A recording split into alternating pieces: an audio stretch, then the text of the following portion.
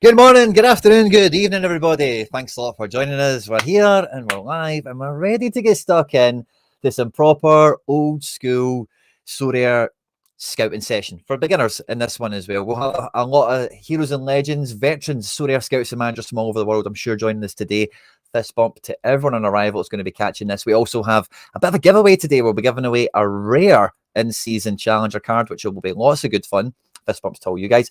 If you're watching this after we've been live, fist bump to you, and thanks very much for clicking on the video and watching the content. Get into the comment section in this one and let me know what your big takeaways are from the stream, or anything that you would have added in to all the reckoning and all the scouting that we're going to get into in this one today. And we've been setting up for this one for a little bit of time now. We set out some new beginner tutorial content here on the channel, and we wanted to directly have some content, have some videos where it's not just this is the scoring matrix and this is how the game works and whatever. But that video, the one that went out that's linked to this stream, is much more tactile. It's much more like this is actually how the game works. And these are the actual things that you need to really adopt into your thinking when you're strategizing and building your very first squad. If you are new around here and you haven't started your Sorare account yet, there's a link pinned in the live chat. It's in the description of this video. When you open up your account, you do support all the content here by clicking on that link. Sorare give us that link because they love the content here, and we've helped thousands of Sorare scouts and managers get up and running. But that link is always the best link to whatever beginner promotions that Sorare have at the moment. It's $50, pounds, euros, whatever your currency is, of market credit, so you can go and enhance your own squad. But if you are new and you're finding this stream for the first time, I highly recommend you catch on the beginner video that we did a few days ago that directly ties into this one. If you're watching the stream after it's been live, it will be on the end screen at the end of this video, so you can just click straight into it. But if you're watching this live, stay for the show, get involved in the live chat with your contributions as well. And as I say, at any time, if you do need to catch that video, if you're new around here, you're a bit green behind the gills, I highly recommend you check that one out. But I wanted to have that video go out talking about the importance of captain, goalkeeper selection, and all the rest of it. And then I wanted to do a longer one, which is probably better as a live stream, where we get our hands dirty. We actually pick players, we actually nail in a strategy and lay out the foundations of going from zero to hero, pardon the expression, similar to what we do on the Zero to Hero series here on the channel, but something in a way where any of you guys tuning in maybe get a player out of this, maybe get a strategy idea out of this that you can take and run with, and for the rest of the 24-25 season here on Sorare. So yeah, fist bumps to everyone on arrival. Thanks to everyone that's getting involved with us nice and early, bang on time as well. And we'll be using a few key core Sorare resources for this one. Numero uno, of course, being Sorare data. And if you aren't familiar with Sorare data, you'll see it a lot in the show today. And what Sorare data do is they have an API. I don't really know what that stands for, but it means they can pull all the information out of the Sorare website, and then they can, sparkle it around into nice graphs and bar charts and all this other fun stuff, so we can see what players, how much they go for, how much they've been selling for recently, and how they kind of score in the game as well, which is all good stuff. We've got a question to kind of get us going nice and quickly as well from Martin here, which is a lovely one. And when you are coming to this game as a beginner and we're doing all this kind of stuff, there's a few things that we do need to address quite quickly. And Martin's picked up on the most important one probably, and that is what is the minimum card you would give away? Oh, I thought it was I actually thought that was a question around budget. I'll answer that. The card we're giving away today, and if you haven't checked that out, the card giveaway details, we're giving it away to a random comment on the beginner video that I've already referenced. So if you've not caught that yet, feel free to check it out. But we're going to be giving away an in-season, I forgot his first name, or I would say it as I'm changing screens here, Yusuf Maziz. So this is a guy that's been around the block for a wee while. He's 26 years of age, and number 10 for Leuven. And this is a guy who knows how to find the back of the net. He knows his way around a decisive or two. He's maybe not got all of the all-around game that you would want, but certainly a guy that can pop up with the goods when required, one of the main men in his team as well. So we'll be giving him away to someone in the live stream later today, or later in the stream, from someone that got involved in the giveaway on that beginner video by liking, subscribing, and dropping a wee comment on that. So if you haven't got involved yet, feel free to do so. But I do ask you, anyone that does catch that video just for the giveaway part of it, if you just click into the video for 10 seconds, leave a comment, and then leave, that actually hurts me. YouTube want to see that you enjoy the video. So if you are going in for the giveaway aspect, please at least listen to it for 3, 5, 6, 7 minutes or whatever. It just helps me. And we're doing a giveaway, so please, so yeah, I wouldn't Yeah, please bear all that in mind. Martin kind of goes on here, and he says, I wouldn't mind giving one for you. Oh, thanks very much. Well, if you'd like to donate a card, then obviously by all means, feel free. Your generosity is very much appreciated, and everyone in the community, I'm sure, will embrace you with open arms as a result. Thanks very much, mate. I have a budget question. What team is the best for a top 5 league stack for a budget? So we will be kind of tackling that today, Video Game Boys, in terms of a top 5 league kind of budget thing, because I'm going to try and cross all the regions here, right? Because number one, there's a few things you need to kind of lay out, first of all, when you open up this game or when you're starting to really formulate your strategy together for the first time. The first thing is budget. And to just touch on this real quickly, the number one thing that a lot of people overlook, underestimate, don't factor in when they're thinking about the budget of their squad is, number one, not many people open their account with max budget available. Like if your budget for a squad was, £1,000 or something like that, not many people open up their account, put £1,000 in, buy their cards, and then that's the end of it. Most people really have a budget every month, every 2 months, depending on the job they have, the amount of disposable income they have, their appetite for the game, where their squad is at, etc. So I always like to think of it when I'm thinking about it from a beginner's point of view is, what is like your opening budget? What is the budget you open your account with that you need to get yourself started, to get your first team built, and to get you rolling? Because as time goes on, like, sure, like you won't be depositing the same amount all the time, and that's probably not advisable anyway. But now and again, you probably are going to dip into your bank and, there's a 50 quid midfielder I need, or there's a goalkeeper for 60 quid, or I'm thinking rares here, but a limited could be 20 quid, 30 quid, that sort of thing. So the budget, in general, I think is one of these things that you want to get kind of out of your head as like a max. Like, I'm only going to do this, because that in itself is a bit of a grey area, in terms of how you're actually going to progress throughout the game. I'd think of it much more as the budget you're starting plan A with, or the first step of the strategy. You've got X amount of budget to go and build the team together. And this is the first part of Sorare where you do start to feel that you've got your own club. You're the chief scout, you're the director of football for your club kind of thing, where you're setting out the budget and the objectives and all that kind of thing. So in terms of budget, I'm kind of leaving the budget door wide open, because the squads, the roster that we build today, many people won't have the budget to go and swoop them all up in rare or limited or whatever it might be in an opening week or an opening couple of days or something like that. But what we then do once we've got that squad is we reverse engineer it. Right, okay, well, what is the best bang for buck out of this cohort of players that I can bring in for my starting budget of £300? What's the strongest semblance of 7 or 8 players I can cobble together? And then from there, we can refer to the rest of the list and who do we need to upgrade the squad? Who's now dropped in price? Have we maybe got a couple of quid? Did we win something? Did we win a card we can trade? That sort of thing. So we're not going to be too anal on the budget as this, if that makes sense. The second thing is what comes in here, and that is prioritizing in-season or classic. Okay, now, I think this is quite a universal thing, no matter whether you're starting the game brand new, or if you're like Rai and a lot of the other guys that are here in the live chat with us today, you've been around the block once or twice, you've seen the ins and outs of a game week, you've felt the highs, the lows, the pain, the DN pain that goes around with it as well. And I think ultimately, no matter what, like, it always comes down to a matter of cost and a matter of objective. So overall, like, at this point in the season, we're 7 games in for a lot of the European leagues. And nowadays, like, there's not as big of a gap between, let's look at Biscagli, who is like a top tier player. I don't know if he'll really paint the picture of the point I'm trying to prove here, but let's see how it works out. If we have a look at Biscagli and we take off that in-season filter,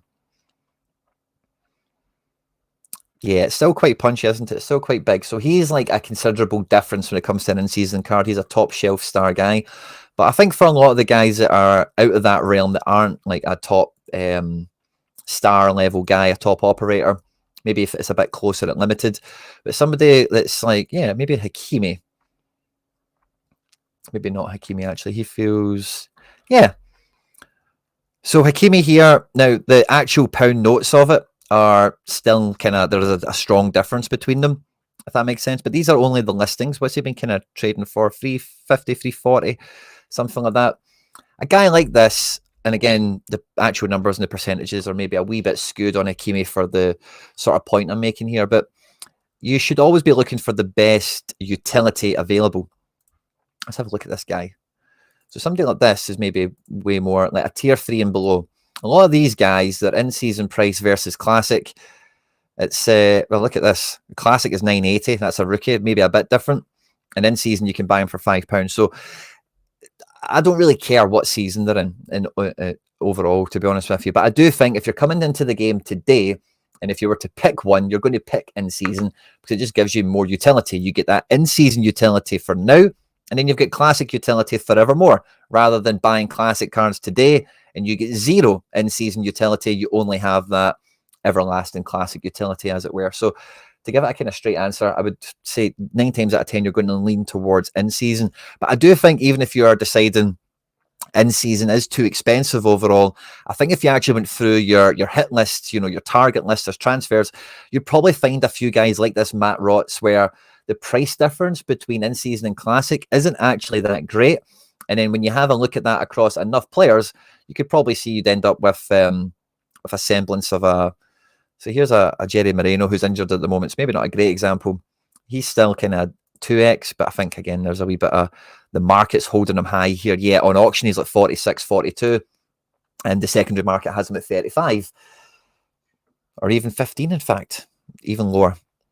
So guys like this, like a Jerry Moreno, I would rather get a 40 quid in season versus a 15 quid classic, like right here today. And then if I win some cards, because all the cards you win in classic will be in season, you then maybe have that enabler that can flip you over and give you that kind of dual utility, as it were. So again, I'm not too high on establishing a budget for this. Like, this team will cost £100 or this team will cost £500. We're really looking for talent ID. We're really looking for strategy ID, and the main things that you actually need to see, the sort of players you need to buy to get a strategy that will work, that can work. Kubaski, fist bump, my man. Thanks very much. Glazel, I'm not too sure who that is, Mihai, but thanks very much for coming in. Fist bump to you. Just bought one for under a tenner, managed to sell it after tax to a bot. Sounds like somebody that got injured. Such a good time to start now with rivals in the market state. Don't know what my value is versus, yeah. So it's definitely an appealing time, as we can see here, for a lot of cards in the market. It's very much a buyer's market. What do you think about James Tavernier? Why is he in hate so much? Do you think he will continue to play? I don't know about the hate. I'm not going to go into the Celtic and Rangers stuff now, but Tavernier basically is on a lot of wages at Rangers, and they don't win very often, and that's just their frustrations about that. Really, he kind of becomes the target of it. 100% starting would prioritize in season if possible. Exactly, yeah. So I think it's definitely something that you would want to be mindful of. Take these opportunities when they arise. But I'm not sure if I would come into this wholeheartedly, like I am only buying in-season cards. And under 23 is also a very good place to start because it's a global competition. It's classic only. So again, if you're having that hybrid kind of approach on just the best card available for your money, under 23 is a section where you could end up with a really strong contingent in there that then bears in-season cohort that can live its own life, away from under 23, because under 23 doesn't have an in-season kind of thing to it there. So I think like the majority of people, when they come onto the game nowadays, are going to be looking at the champion region. What is the champion region? It is the top 5 leagues in European football: England, Spain, I was about to say Ireland there, England, Spain, Italy, France, and Germania. And if we go into Sorare data, our good pal, we can see here when we go onto the scouting tab and then we hit the player rankings, you get to see the L5, last 5, last 15, and last 40 averages for every player in this region, as well as their actual price right now, in terms of average pricing perhaps, or their floor price, depending on the settings that you have here. And what this page will do for you very quickly is it will show you the guys that are in form. It will show you the guys that are generally like in form, sought after, household names, guys that work the matrix well, and guys that are in very successful teams because they hit big scores.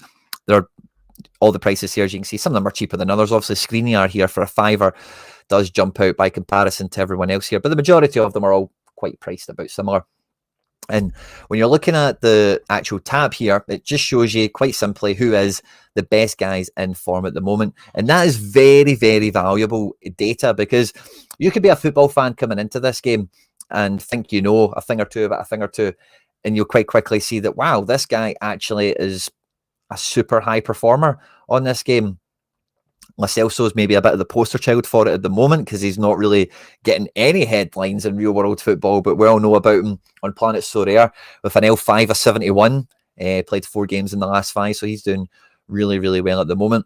But conversely to that, you'll also get guys that you think, oh, he would be rubbish in fantasy football, but they're actually a bit of a monster, like a Pierre-Emile Højbjerg, for example.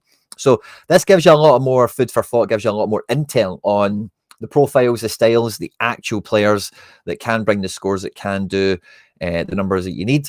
But there's so much missing from even just this picture that is worth considering. Oh, this was more of a question. Is under 23 a good league to start in? I do think, like, when it comes to the classic part of it, under 23, if you're just buying classic only cards, it's probably one of the better regions to go for because it's a bit more fun. You're looking at wonder kids. It's guys that are aged 23 or younger for the most part. But one of the things I'm always looking for with any player that you're looking to bring into your club or your squad, and this goes especially for anyone that's new or you're trying to get a new strategy off the ground, as it were. The Belgian League. So I've got a lot of champion stuff in this. We do have some challenger and we do have some contender. I tried to get across regions as best as I can. But one of the things we're looking for, and there's a few different ways we're going to contextualize this, and it's one of the main themes of the stream, of the show, as it were, is entry points. Okay, because almost every player has something to offer. Almost every player has a moment in time where they're very well priced or they're a bit inflated in price. And what you're so often looking for, and it's been something I've been really good at, maybe to my detriment, but I really like, I really enjoy getting guys that are mad cheap because they've been injured, they've not hit a decisive in 3 or 4 games or whatever. That's a really obvious entry point. As a guy that's kind of off form, their price is kind of waned, and maybe you can see the fixtures are going to come around, they're going to be pretty decent.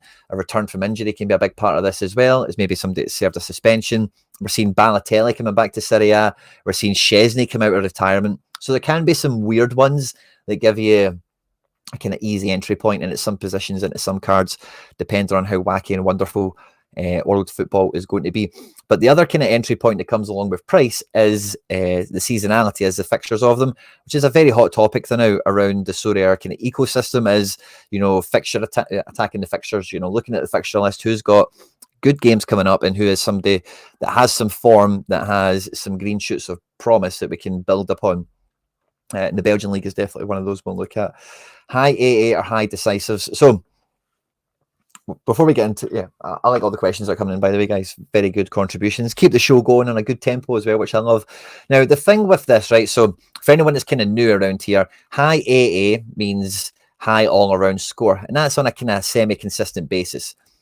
The somewhat poster child of this now would be Pierre-Emile Højbjerg, because this is a guy that gets like almost no decisives. If we look at his time since he's been at Marseille, he's played 7 games. He's not got a goal. He's not got an assist. He's not made a clearance off the line, won a penalty, nothing. But he is consistently smashing those deep green scores because his all-around score is consistently 37, 26, 25, 45, there or thereabouts. And when you couple that with his 35 decisive score, because he's not doing anything decisive in the match, you get these big, beautiful green scores here. Now, high AA for me is one of the more non-negotiable parts of a big player, a guy you're going to spend a lot of money on, a guy that's going to be a focal point of a team, of a strategy, of one of your free lineups, whatever it might be. Because what AA really does show you for the most part, and Højbjerg again is a really good example of this, is someone who is an actual good footballer. You know, a guy that in their team wins tackles, he wins duels, he doesn't lose possession more than he wins it. He gets a lot of passes. He actually plays passes into the final third. He has progressive passes in him. He has line-breaking passes in him. He actually has no attacking output. Nothing he does gets to the final third. He never enters the opposition box himself. So he's maybe one-dimensional in that sense, because we do get some guys that are AA machines, but they are a lot more attack-based. I think Pulisic should be a good example of this because he has a wide attacker that takes set pieces. But yeah, his AA is very, very strong. And a big part of this is the attacking output. He takes corners and direct free kicks and indirect free kicks and this kind of stuff. But his defensive contribution, you know, by the way, 2 tackles, 1 is not bad at all. 4 positive duels, that's pretty good as well. So he's not terribly one-dimensional, as it were. But you need to see that the guy For me, the line is 12 and above. If you can get above 12 all around in any position, then you have good AA. The next thing that does come is that decisive element. How many goals and assists can they get? And someone like Pulisic that does take set pieces, you see this in other clubs with different players. Maybe they take, like Grimaldo's a really good example. They take maybe penalties, they take all the direct free kicks, the direct corners. And Grimaldo's a bit of a perfect storm, as it were. A defender that has amazing attacking output is a bit of a cheat code. He's got 3 tackles here, 4 positive duels and interception. The pass count isn't mega, but he does have that final third presence where he's beating people, getting into the box. He's actually got a goal in this game as well. And, guys that have got both sides of the game, especially in defence and midfield, as you see with Pulisic, they don't always get the points for some of the defensive actions. That is a kind of holy grail kind of situation, but they do need to. So I'm looking at guys with 12 plus all around on a semi-reliable basis. And then when I'm looking at decisives, obviously they break into a few different categories, but primarily for midfielders and attackers, I'm thinking about how many goals and assists does this guy generally get, or how many goals and assists could this guy get by the end of the year. Lamine Yamal has been a pretty good example of that. This year, if we look at the 6-month graph for him, 7 goals and 14 assists, it's quite feasible to imagine that by the end of the season, somebody like Yamal would be on. And does this go back into last season? I just want to double check. I will have internationals. It does just about go back into last season for 2 assists and a goal. Also, a bit of this is Spain as well in the Euros. But as you can see, the decisives just reign for him. So guys like Yamal, could he get 20 goals a season? At 7 at the moment, yeah, I think he could. At 14 assists, again, this includes internationals. Maybe let's just take that out of it. He's on 6 goals at the moment. Could he get to 20? Yes, I believe he could. He's got 7 assists. Could he get to 15 to 18? Yes, I believe he could. So that means this guy should be bringing in, for me, roughly about 35-ish decisives over a season.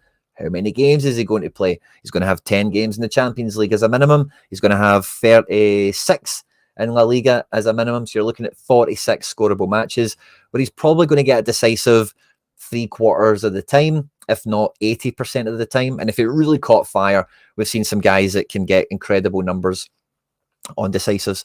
Now, he's a really extreme example who's right at the top end of this. I also was thinking about this the other day in the defensive respect.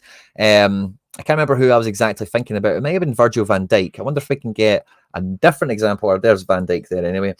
But again, I'll think about this when I'm looking at defenders. Like somebody like Van Dijk, could Van Dijk get 5 goals this year? Well, he's actually already on 3. Oh, he's on 1. Could Van Dijk across the league and the Champions League finish on 5 goals? For me, yes, he probably could. Will he get an assist? Very hard to say. He doesn't take penalties. And then goal line clearances and last man tackles, I would be surprised if he didn't get like 3 of them over the season. So somebody like Van Dijk, I would look at and think, right, I would hope for 10 decisives out of a strong centre back, goes up for corners, is like the leader in defence, the last line of defence as well. Last man tackles and such come into it. So, right, cool. He's going to hopefully get somewhere around 10 decisives. Does he have an all-around game to back it up? And Van Dijk, for me, quite firmly does. With the goal, as you can see, he can get to 75 points. But even without the goal, he's even been booked in this game here. 3-0 win to Man United, 81 points. So, there's different frequencies to think about with the decisive actions for different positions. But it's got to be married with all around in this day and age, because unless you're going to play with super rares and uniques, which probably none of you guys in the stream will be, that base score of just 60, 62, 65 doesn't really cut it as an average across your squad. If that's the weakest player in your squad, you're probably going to be fine. But if that's like the amongst the best scores you've got, you're going to be dead in the water kind of thing. You need guys that can get into 75 and to 80. As an MLS focused gallery, we're at the end of a lot of utility, which is rough. Wish I'd spread out. Yeah, that's fine. Hi, Connie. Is there any websites to show these stats that isn't the paid version of Sorare data? I don't. Oh, everything is actually on Sorare, right? Now, what Sorare data do is they just take a lot of time away from you. So you can see all of this on Sorare. Really, there's nothing on Sorare data that Sorare don't have. But what Sorare data do is they just save you the time of like comparing people. Well, before Sorare data, I used to do this myself, and you'd write notes like the last 3 sales, how much they went for, and you know their scoring potential and that sort of thing. So it's more of a time saver. It's more of an aggregator rather than an exclusive kind of thing. So it's all on Sorare. You can actually dig into it there. It's just a lot of heavy lifting, sadly. The Kuiper is a good example. On set, yeah. So the Kuiper is kind of like maybe a watered down version of Grimaldo. And to an extent, he's in a dominant team in his league. He's an attacking, bombastic left back. He can get how many decisives do we reckon the Kuiper could get this year? He's got 5 already, mainly assists, which is good to see. And a lot of them were towards, 2 of them were last year. But yeah, started this. No, these were last year as well. So this season, he's only actually got 1 decisive so far. But despite that, wow, look at that. 66 all around. He's brought in 141 all around for 76. Yeah, he's definitely a good example of that. Maybe not quite got the decisive frequency behind him for this current season. But if we look at his all-time for Bruges, like he's got 5 goals and 14 assists. It's hard to see the exact timescale that's over, but it's not over tons of seasons, as you can see here. It goes all the way. It's probably about 2 or 3 seasons long. And, for an attacking fullback, these types of deciding, look at that. He can go on a good run as well. He punches and bunches, which is great.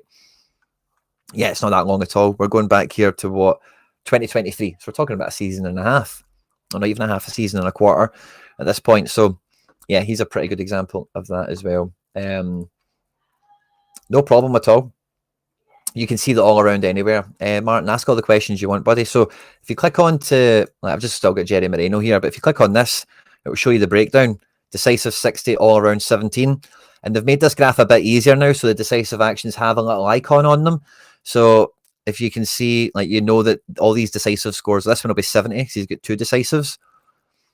And again, if you want a scoring matrix breakdown, there's one on the channel that will go into it in more detail if you need that explained to you.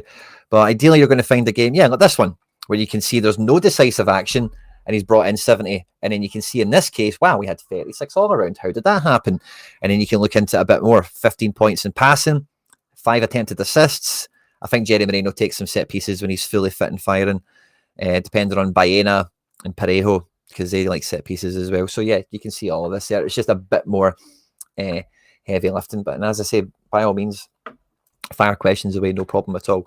So a lot of groundwork stuff we've kind of covered in the first 30 minutes or so in terms of general premises, rules of thumb, that kind of thing. But the number one thing we're looking at, no matter what your budget is, no matter what region you're looking at, is entry points. Now, I like guys like Jerry Moreno who are injured. I like getting guys that are, known smashers, guys that can deliver the points, but for some reason they are undervalued because they're maybe injured, they're bombed out the squad, they're waiting for a transfer. I'm a big fan of bringing guys like that in because I just generally think you're going to get more points per pound in the longer run that way. But you need to kind of marry that in with some immediacy. A guy that you can bring in today that plays tomorrow, that will score points tomorrow, And guys like Jerry Moreno, if you bring too many of them in, you're going to go nowhere for a long time. And then by the time you do, you might be quite frustrated that the opportunity cost, the money you've spent on those guys to be dormant, you could have had them spent on something else that was active and might have done better in the interim, if that makes sense. Matty boy, fist bump, good to see you, my man. When you're scouting to build a team, is there a position you look at first? Now, Joe, that's a great question. Now, when we're looking at the entry point of different players, for me, the one that's the most sensitive and the one that you want to be exploiting the most often is attackers, as forwards, okay? So if we look at rare forwards real quickly, because across all the major regions, we're focusing mainly right now on Champion Euro. These are goal scorers. 2 seconds.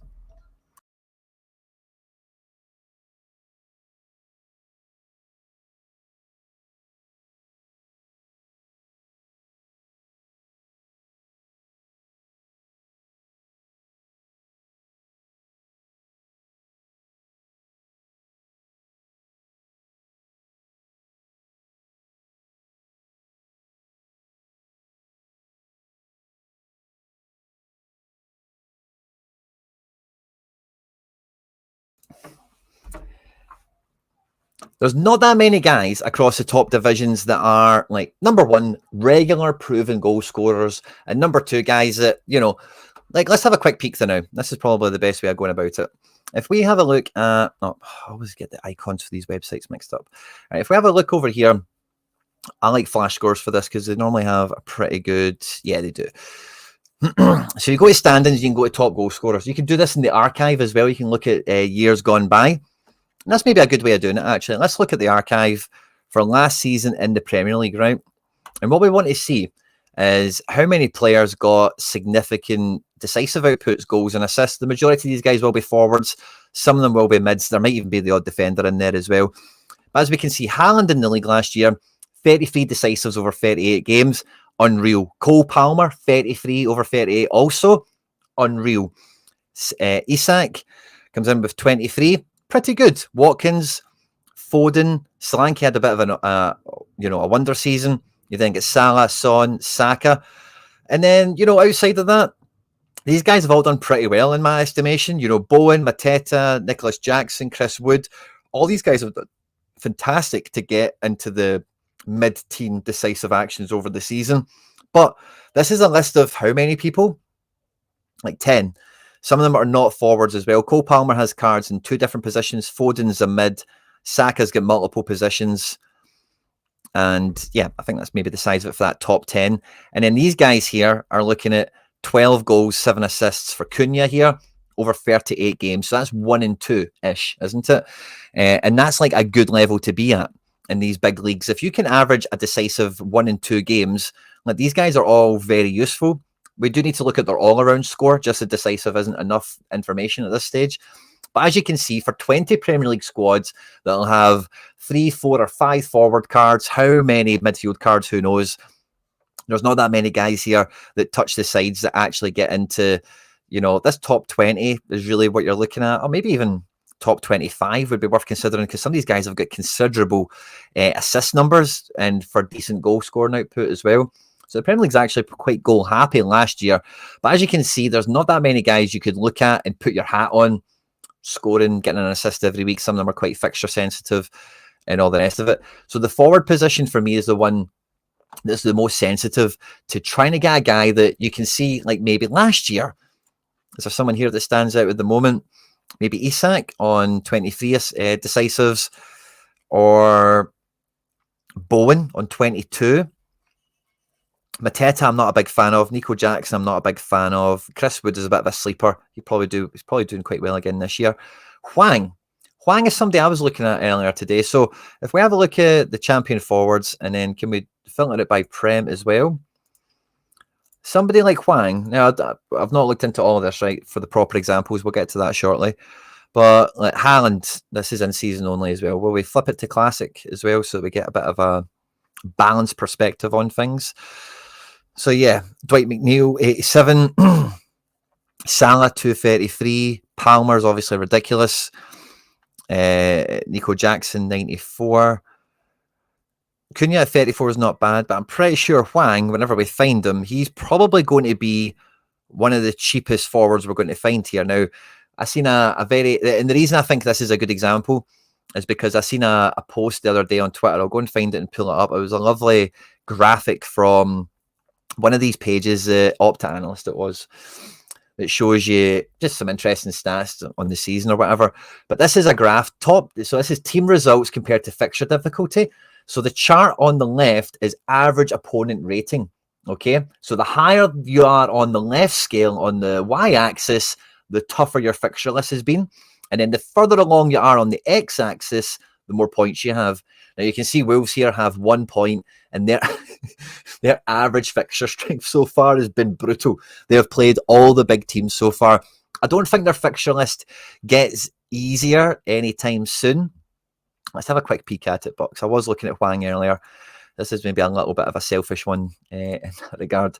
But if we have a look at Wolves' fixture lists, so Wang has been in bad form. He's played a lot of big teams. They've got Man City after this international break that we're recording from. They then play Wolves, but then, Brighton. Then after that, Palace, Southampton, Fulham, Bournemouth, Everton, West Ham, Ipswich, Leicester, Man United, Tottenham, Forest, Newcastle, Chelsea. Like maybe around the New Year period here, when the Man U, Tottenham, Newcastle kind of games come three games over 4, it gets a bit harder again. But that's a nice run of games for Wolves where they've got no points yet. I don't see them getting relegated. I actually figure them to be roughly mid-table. And Wang is a guy that we've seen last year. I've changed that page now. I think he got like 13 decisives or something like that. He's fit and available. He's ever present in the squad for the most part. And how cheap is he going right now? I'm sure this is going to be quite shocking, actually, because we still haven't found him. There he is there, £11. So if we have a look at Wang, he is back. He played against Jordan internationally. And yeah, this is his season so far from game week 1. So he's only got 1 decisive. That was on international duties. He's actually got none so far in the league. But look at their fixtures. Arsenal, Chelsea, Forest, who have been amazing. Newcastle, Villa, Liverpool. And then they've got City, Brentford, and then they've got City. So they've played like the toughest teams possible so far. And if you look at Wang last season, they did have some injuries and stuff like that. But this is a guy that can get multi-decisives. This is a guy with 1 decisive, can break into the 70s. That's a good guy. That's a good guy that doesn't have form on his side at the moment, doesn't have a good L5 last 5, has good fixtures coming up. And striker is a sort of position I would look to exploit first. And someone like Wang is somebody that would appeal to me very much, on especially the classic price. I wonder how much it costs as an in-season card, because this might paint a bit of the picture of what we were looking at earlier. So an in-season of him is 16. I would just buy, I don't think there's any value in buying a classic Wang at 10 when an in-season is 16. I would just buy the in-season, quite comfortably. I don't think there's any problem in doing that for the overall. If you're a Premier League player, maybe if you're champ, maybe Wang isn't as appealing, but he's got to play every week. The fixtures are coming up are good. But I think in terms of the position I look at first is striker, because the striker has to get decisives. That's not up for debate. We looked at Højbjerg, we looked at Pulisic, we looked at a few different guys already that bring a bit of both. Strikers have to bring decisives. Assists, goals, couldn't care what it is. They have to bring something. And then can they get 12.80 is my benchmark. Can they get 12? Because then if you're 1 decisive, you're looking at 72, 71 in that case there. And he doesn't always have it. As you can see here, I think it really does depend on the match, but he is a guy that can do it, can get to that kind of 10, 12. Obviously, he's got 17 in this one.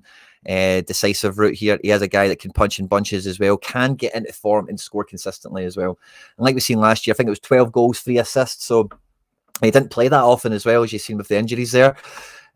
So I think that's the sort of thing I would always try and look at exploiting first as forwards. I'm not going to get into, I think it's since it's you video game boys will look at it, because I think you're a bit of a newer player. But I actually do have a plan for this stream. We've not quite got to it yet. I did a lot of homework for this. We've still not got to it. 40 minutes in, guys. I'm having a great time. I hope you guys are as well. Don't forget to hit that like button if you're watching this live or after we've been live. But Christian Cáceres Jr. is a guy, didn't he play in MLS? He's an international for Venezuela. He's now at Toulouse. So this guy has decent all-around. Now, this is good if he can combine it with a decisive. He's not got that Højbjerg level AA. For the guy in this centre midfield department, if his base score can often break, he needs to break 60 plus like this more regularly without the decisive for him to be like proper appealing. This kind of brings me into something that I wasn't planning on mentioning at this stage, right? But Sorare is now multi-entry. So every competition, you can play 3 lineups, okay? That is the way I think about building a team now, is having 3 teams, right? How good is team 1, team 2, team 3? This maybe comes back into the budget chat we had at the beginning of the stream, because your initial budget is probably going to build team 1, and then your leftovers will populate team 2. And as time goes on, you're trying to improve team 1, which means the subsequent pieces that don't make team 1 make team 2 better. And then over time, you've then got your dregs in team 3, and we can see how that develops. Someone like Christian Cáceres is never going to be a team 1 player. At best, he's a team 2 player. If he's got the fixture, he's got a bit of form, maybe a new manager comes in, changes his tactics ever so slightly to his benefit. Because he does have the potential. He does have the football ability to get tackles, interceptions, whatever he's doing here. It's just not happening often enough. Maybe a transfer happens. So overall, he's fine, but this is not a team 1 player. This is a team 3, team 2 guy. I think when O'Reilly gets back, Brighton wake up a lot. And I think Brighton are doing great anyway, but I think a lot of the fragility in Brighton will go away. Martin here, just a tip for new players. FootMob is very, very good, yeah. And you do get FootMob, SofaScore. A lot of these websites do offer you similar statistics, but they maybe call them something a little bit different. So you don't get key passes in Sorare. Key passes are kind of divided into like attempted assists, big chance created and big chance missed. I think you do find those statistics on a lot of websites nowadays. But a key pass is often an attempted assist. If not, it's probably at least a penalty area entry. And at the very least, it's maybe an accurate final third pass or a long ball into the opposition. So key pass is kind of like an umbrella stat that Sorare breaks down that not a lot of other places do.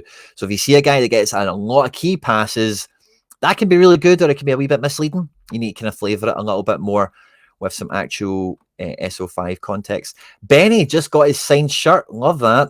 Garter Firth. Oh, a bit of green and white in your life. Love that. Do we know what happened to the Mbappe comp tickets? Yeah, I think we're still to get that draw done, aren't we? Strand Larson hasn't stole Hwang's position specifically. And again, this is one of the great. This is my favourite feature on Sorare data, to be quite honest with you, is going onto a team page here, hitting the formations tab, and then look at this. You can just go look at that. Boom, boom, boom. You can just scroll through and see all the lineups, the formation, how everyone scored, who the subs were. But Strand Larson is the arrowhead forward. Cunha finally is in his best position off of a forward, which is good. And Hwang is always that mega press guy in the wide areas. So for me, and again, he's just not always been fit and available. He's coming off the bench here for Strand in this game. But no, I would think the best Wolves team has Hwang, Strand, Cunha, all involved. It's just a matter of keeping them all fit and available. Like Carlos Forbes here is not starting over Hwang. This is maybe closer. I know Cunha's out left, but yeah, you want him playing off a striker. He can be the main guy. And Cunha, I highly recommend Cunha. Honestly, I'm a big fan of him. He's Brazil national team level. He's just never really got his career going until being at Wolves, but Wolves are not exactly a premier club, as it were, in world football. So it's one of those ones where I think his exploits go a wee bit overlooked. But that's kind of by the by. Luke Jones, good to see you, mate.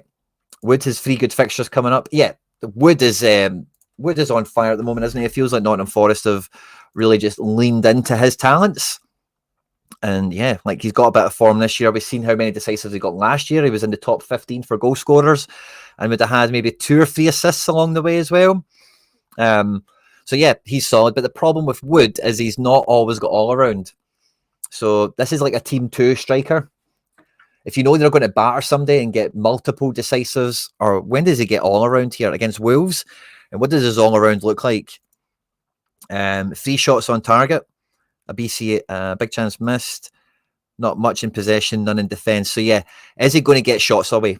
He's kind of like Haaland, doesn't he? He doesn't really have all around. So that's the thing that holds Chris Wood back from being a team 1 player, but a very good team 2 player, an excellent team 3 player, I would think, for a lot of budgets. I'm sorry for Jess, but Dessers is ideal. Kubaski, there's no problem at all with suggesting Rangers players on this show. I just won't take them terribly seriously, but we will discuss them for a minute. But Dessers in Scotland should be doing the kind of numbers he was doing. The form's kind of dropped off a bit, and they maybe bounce back after the international break. But yeah, Dessers has got some all around, very decisive, capable, and should be in the realms of getting to 20, 25 goals in Scotland, you would think. Already on 6 goals so far this season, I think. No, not quite. We have 1, 2, 3 from last year. So he's on 3 goals and a couple of assists. Yeah, he's kind of fine.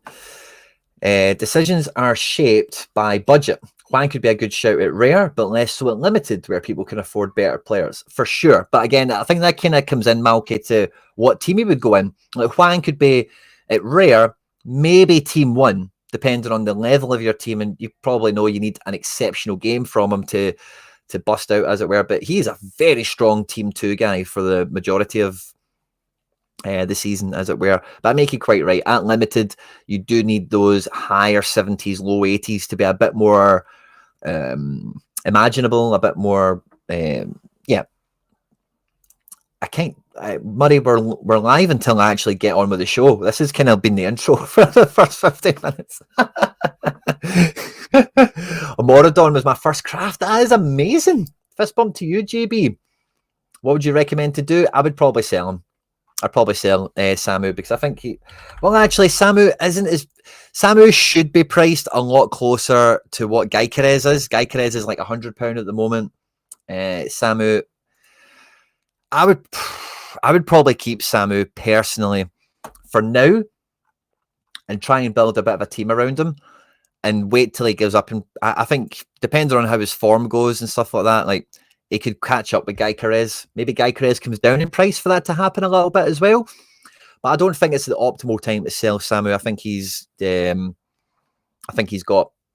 could be a bit better. And I think he's doing great. He can be a striker. And again, like we've mentioned already, strikers' goals are hard to come by.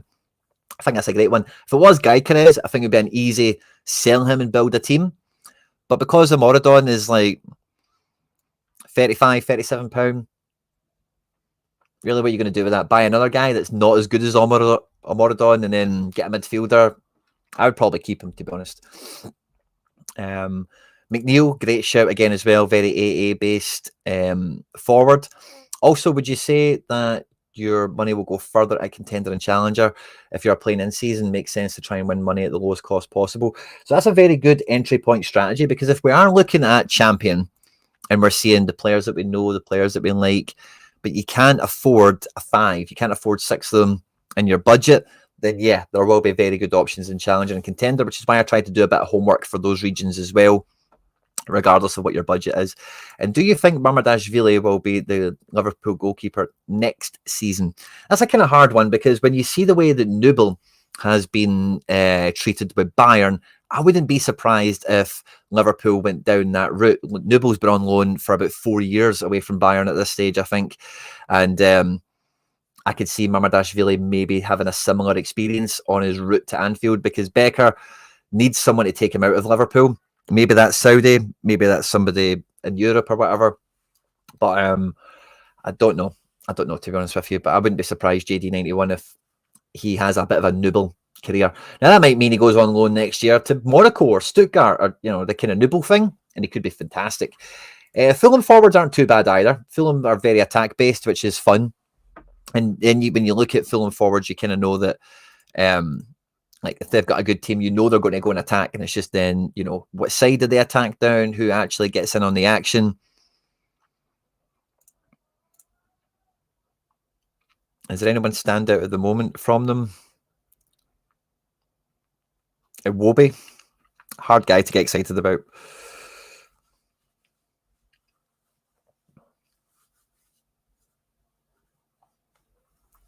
Now, this is a kind of age-old problem. I don't care who they're playing against, to be honest with you, because what you need to accept, Martin, in this situation, right, is you've got Chelsea and Salah.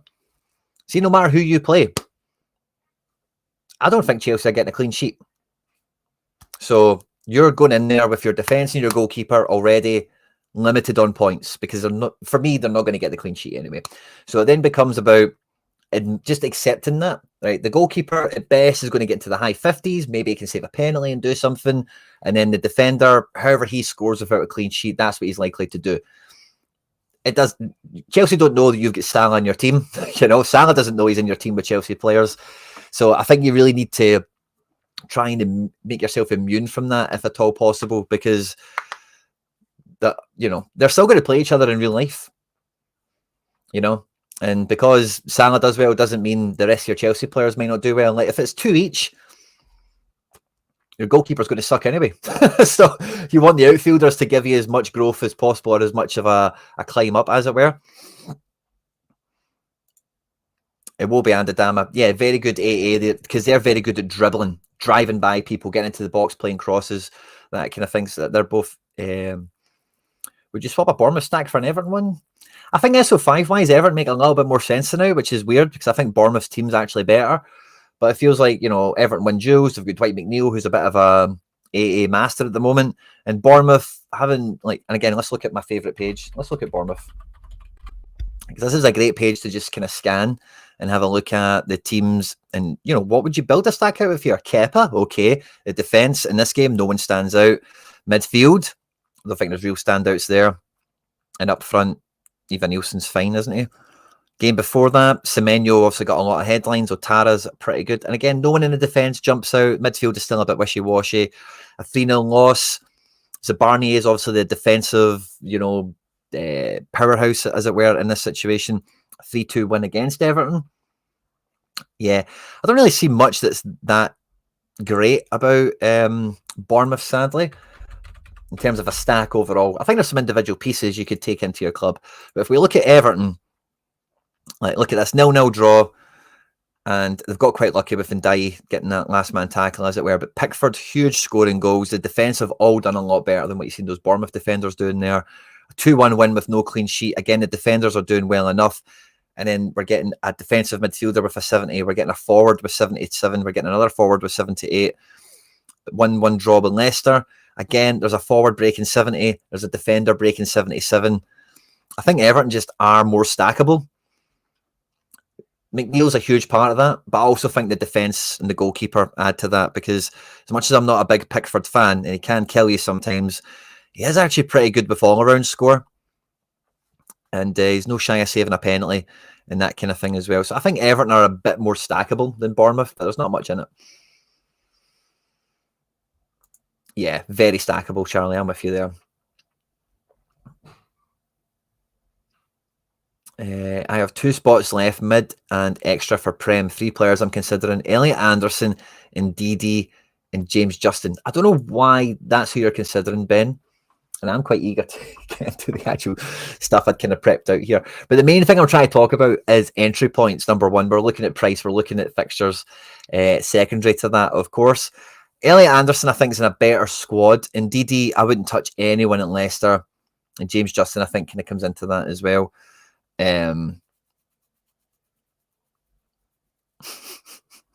That's Elliot Anderson, by the way. Elliot Anderson's maybe not a bad shout. I don't know how well he's doing at the moment, but I wouldn't touch anyone at Leicester. It just feels like a headache waiting to happen.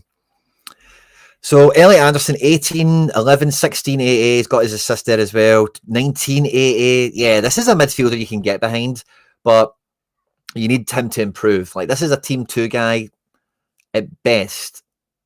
Well, at best, he's a team 1 guy if he starts reigning in decisives. But I think when he gets into full form at Forest, like, he's probably team 2, pushing team 1. Just a cheap backup team, really. Yeah, okay. He would work for that, no problem. But the Leicester guys, find somebody else, because they're just not going to do it for you, I think. Ndidi, high tackler in the league. I'm sure he is. That's probably going to continue as well, but yeah, he's not too shabby, is he? But again, there's decisives propping this up. So I think that's a bit misleading when you glance at it. I think you'll find better players. Don't look at Leicester, mate. Don't look at Leicester. If anything, if you're after, I think Wolves are really just. I looked at Wang earlier today, unrelated to this stream, and then we're looking. I think Wolves could be where you get some value. You know, really good midfielders there as well. Defense maybe not as exciting. 8 Nuri is a bit more make or break, isn't it? He can do well, but he can kill you as well. So entry points, right? So we're looking at price. Number one, is somebody maybe underappreciated, like the Wang, or maybe coming back from an injury, or that kind of thing. Jacob Murphy, I'm a big fan of. Johnny TH, that's a great shout. Very, very good player these days. So the number one thing people look at is fixtures. Now, the Wolves gave us a pretty good example there, but I also went across Europe and I found some extra teams that have some really good fixtures. And the first one I wanted to bring up, because the other position that we might look at to exploit, first of all, to come back to Joe Ducey's question, like, what position do you look at first? I want to look at forward, first and foremost. I need a goal scorer, I need a bagsman in the making, and I need a goalkeeper. These are the 2 unmovable parts of your team that are unapologetically what they are. You know, they have to be the best bang for buck you can bring in and will carry the load as best as possible. And when you're looking at goalkeepers, one of the first leagues you should always be looking at is Italy. It's a very low scoring league, very world renowned for the Catenaccio and how defensive it is, of course. And Udinese are actually like the surprise package of Serie A so far this season. If we jump over here and have a look at the table real quickly, I think we find them in the top 5, the top 4 or something like that, as things stand at the moment. Yeah, top 5. 10 goals scored, 10 conceded isn't fantastic, but 4 wins out of 7 puts them into the top section of the table. And they're a team that already I would be looking at and think, okay, is there something here we can grab onto? Is there a stack in here? Is there a player in here that's performing well that could add into my team? And like we mentioned, we're talking about goalkeeper. We've got Madueke Okoye, who's a bit of an international player as well at times. So I think he's a fantastic option right now. He can obviously get battered off of Inter, off of Roma. They've conceded 10 goals so far this season. 6 of them are in these 2 games, and then the other 2 are against Parma. But otherwise, they've actually been quite tight at the back. If we go back to the beginning of the season, a 1-1 draw with Bologna. We can look at the rest of the team perhaps in a minute. A 2-1 win against Lazio at home. Okoye bringing in a 56 without a clean sheet is very admirable in this case. And then you'll maybe start to see some of the forward cards that are really good options here. A clean sheet, 73, not just that 60. You know, he's had to work for it a bit here. And then against Lecce, 79 with a clean sheet. That's great going. A goalkeeper that has all around, has the potential to make saves, diving saves, good high claims, sweeper keeper as well. That's magic. And then a team that can, you know, how many games have played in Serie A? 7. How many clean sheets do we have here? 1, 2. 2 out of 7 isn't great, but it's better than nothing, isn't it? And then even if you add in this Lazio game, there's 3 games out of 7 there where he would be a part of a good team. Okay. And the rest of Udinese, Florian Thauvin is a big standout player. He should be back from injury now after this international break. So he currently does show as injured. He's maybe somebody else like Wang. Yeah, that is maybe a little bit depreciated at the moment. £7 for an in-season rare. And I think that this is a good time to pick up someone like Thauvin, who's came back to Serie A after being in Mexico. He did okay at the back end of last year. And this year, he knows the team. He's bedded in. And I like starting at goalkeeper with a pairable defender. Now, that's where me and you differ, Joe. I suppose we'll come on to defence in a second. But we definitely need a goalkeeper coming in. And then can we get a talisman? Can I hear there or anywhere? So for me, Udinese have a really good entry point at the moment because over their next, I looked at fixtures from when we come back from the international break up until the early December mark, okay? And over that time, they have got 5 games that are pretty exciting. We've got Cagliari, we've got Venezia, Empoli, Genoa, Monza. Very good games where we could see the repeat of this Lecce performance. We could see the repeat of the Como performance, maybe even the Lazio performance. We could see some repeats here. And for some of the players in this squad, that's a good thing, particularly the goalkeeper and the main talisman, Thauvin. Now, we're talking about goals, we're talking about bagsmen, that sort of thing. They also have this guy, Luca, and Brenner. Some of you guys might know Brenner already from when he was in MLS, but they've got these 2 guys up here who have been bringing in decisives. They're kind of taking turns with it for the most part. But there's some other options in this team as well. And the thing with those forwards is they're going to correlate with Thauvin. When Tauvin's getting assists, those guys are getting goals. They've actually combined here, assist and goal, which is fun for them. And midfield and centre defence, maybe there's something left to be desired. This Isaac Touré's got a big reputation. Bijol as well was linked to some really big transfers in the summer that didn't materialise. So there is a little bit of something going on here. And this is a squad that's in Champion Euro that might not be great all season long, but it's a really good entry point right now where they're not that sexy. The talisman is suspected injured. They've got really good fixtures coming up. And there's a lot of different profiles here that could be worked together for in-season, for classic, for champion, and even, I was going to say for a region, but you don't get a league with Udinese. They only play in champion. So if we have a look at the roster, let's build the squad out. Okay, so we're going to add in Okoye as our keeper. I don't want alerts, sorry, I want to add him into. He's already in a fair few lists. So let's make a new one. And this is, I'll link this as well, so you guys can tap into it whenever you want. If you're watching this after we've been live, it will be in the description of the video already. But I'll drop it into the live chat as well once we're finished with it, for anyone who wants to grab it who's been watching the show live. Roster build 24-25. And we'll make this public so everyone can see it. Create, right? And then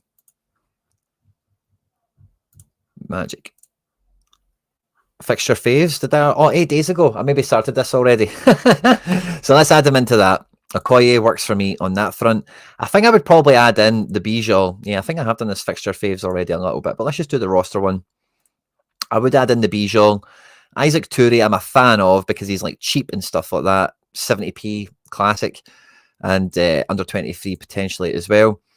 But then beyond that, I think when we get into midfield, Martin Parejo, Kellenkamp, this Kallstrom guy's playing all the time as an international player now as well, but none of them are really that great. It's not really a midfield happening here. And Thauvin, we've got a talismanic forward, and then between Luca and Brenner, there's some forwards that could be okay as well. that are probably worth kind of half factoring in. And then I see here, and I'm reminded because I've seen his card on the market quite a lot because he's very, very cheap at the moment. But they also have Alexis Sanchez back in their ranks. And, you know, he was Serie A Golden Boot winner last time he was at Udinese. Maybe some of you didn't know that, but I do. And this is a bit of a homecoming for Alexis Sanchez in his European journey, certainly. Has he re-debuted for them yet? No, I don't think so. So whenever he does get back onto the pitch, like Alexis Sanchez, fair enough, this is a dominant Inter Milan team where he's only getting some minutes, but I think you could see Alexis Sanchez come into this squad and do the Di Natale for them a little bit. So I would definitely be open to that. Another squad that I found that I thought was a really good entry point for at the moment was Brighton. Now, Brighton isn't quite as good as probably Wolves, actually, now that we look at it. But Brighton's upcoming fixtures, they do kind of lax off a bit. You know, they're on good form. They do have a very exciting squad. And they've really just not been winning. They obviously lost to Chelsea here. But outside of that, so far this year, it's really, really solid. And they've got so many players that score super well in all areas of the pitch, really. And I think like Brighton as an overall squad, as an overall club, are really exciting because the overall age profile, the style of play, so many of these players will get good all-around scores on a consistent basis. This is a 4-2 loss to Chelsea. This Baleba was brilliant in this game. It was the first game where I really, really noticed him. And it wasn't until a few days ago when I was preparing for this video, I realised he did a 92 in the game. He was phenomenal. Really good defensive player. Was all over the place.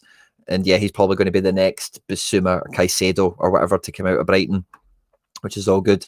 But yeah, look at Van Hecke here on an 84. Dunk is always a big AA merchant. And then with the likes of Mitoma, Adringa, Minty, there's always like creative forward wingers here that like to take people on. And if it is a good game for Brighton, one of their forwards breaking 70 isn't really out with the question here. Mitoma with an 84 against Spurs. Minty, maybe a wee bit of a meh game for him on 64 with the goal. But I do like Brighton.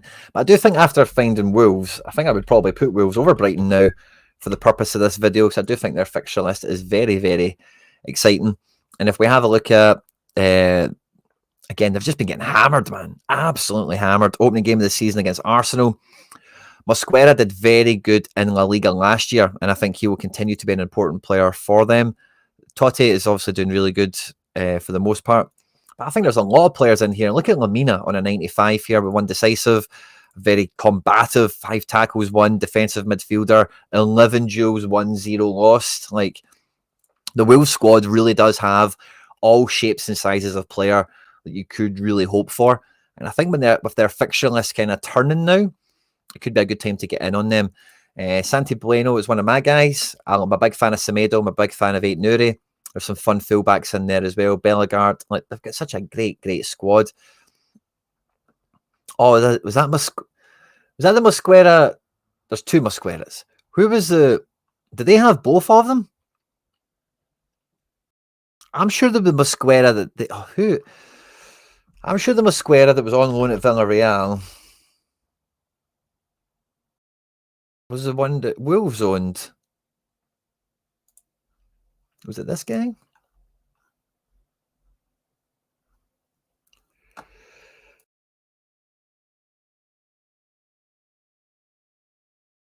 Bless me.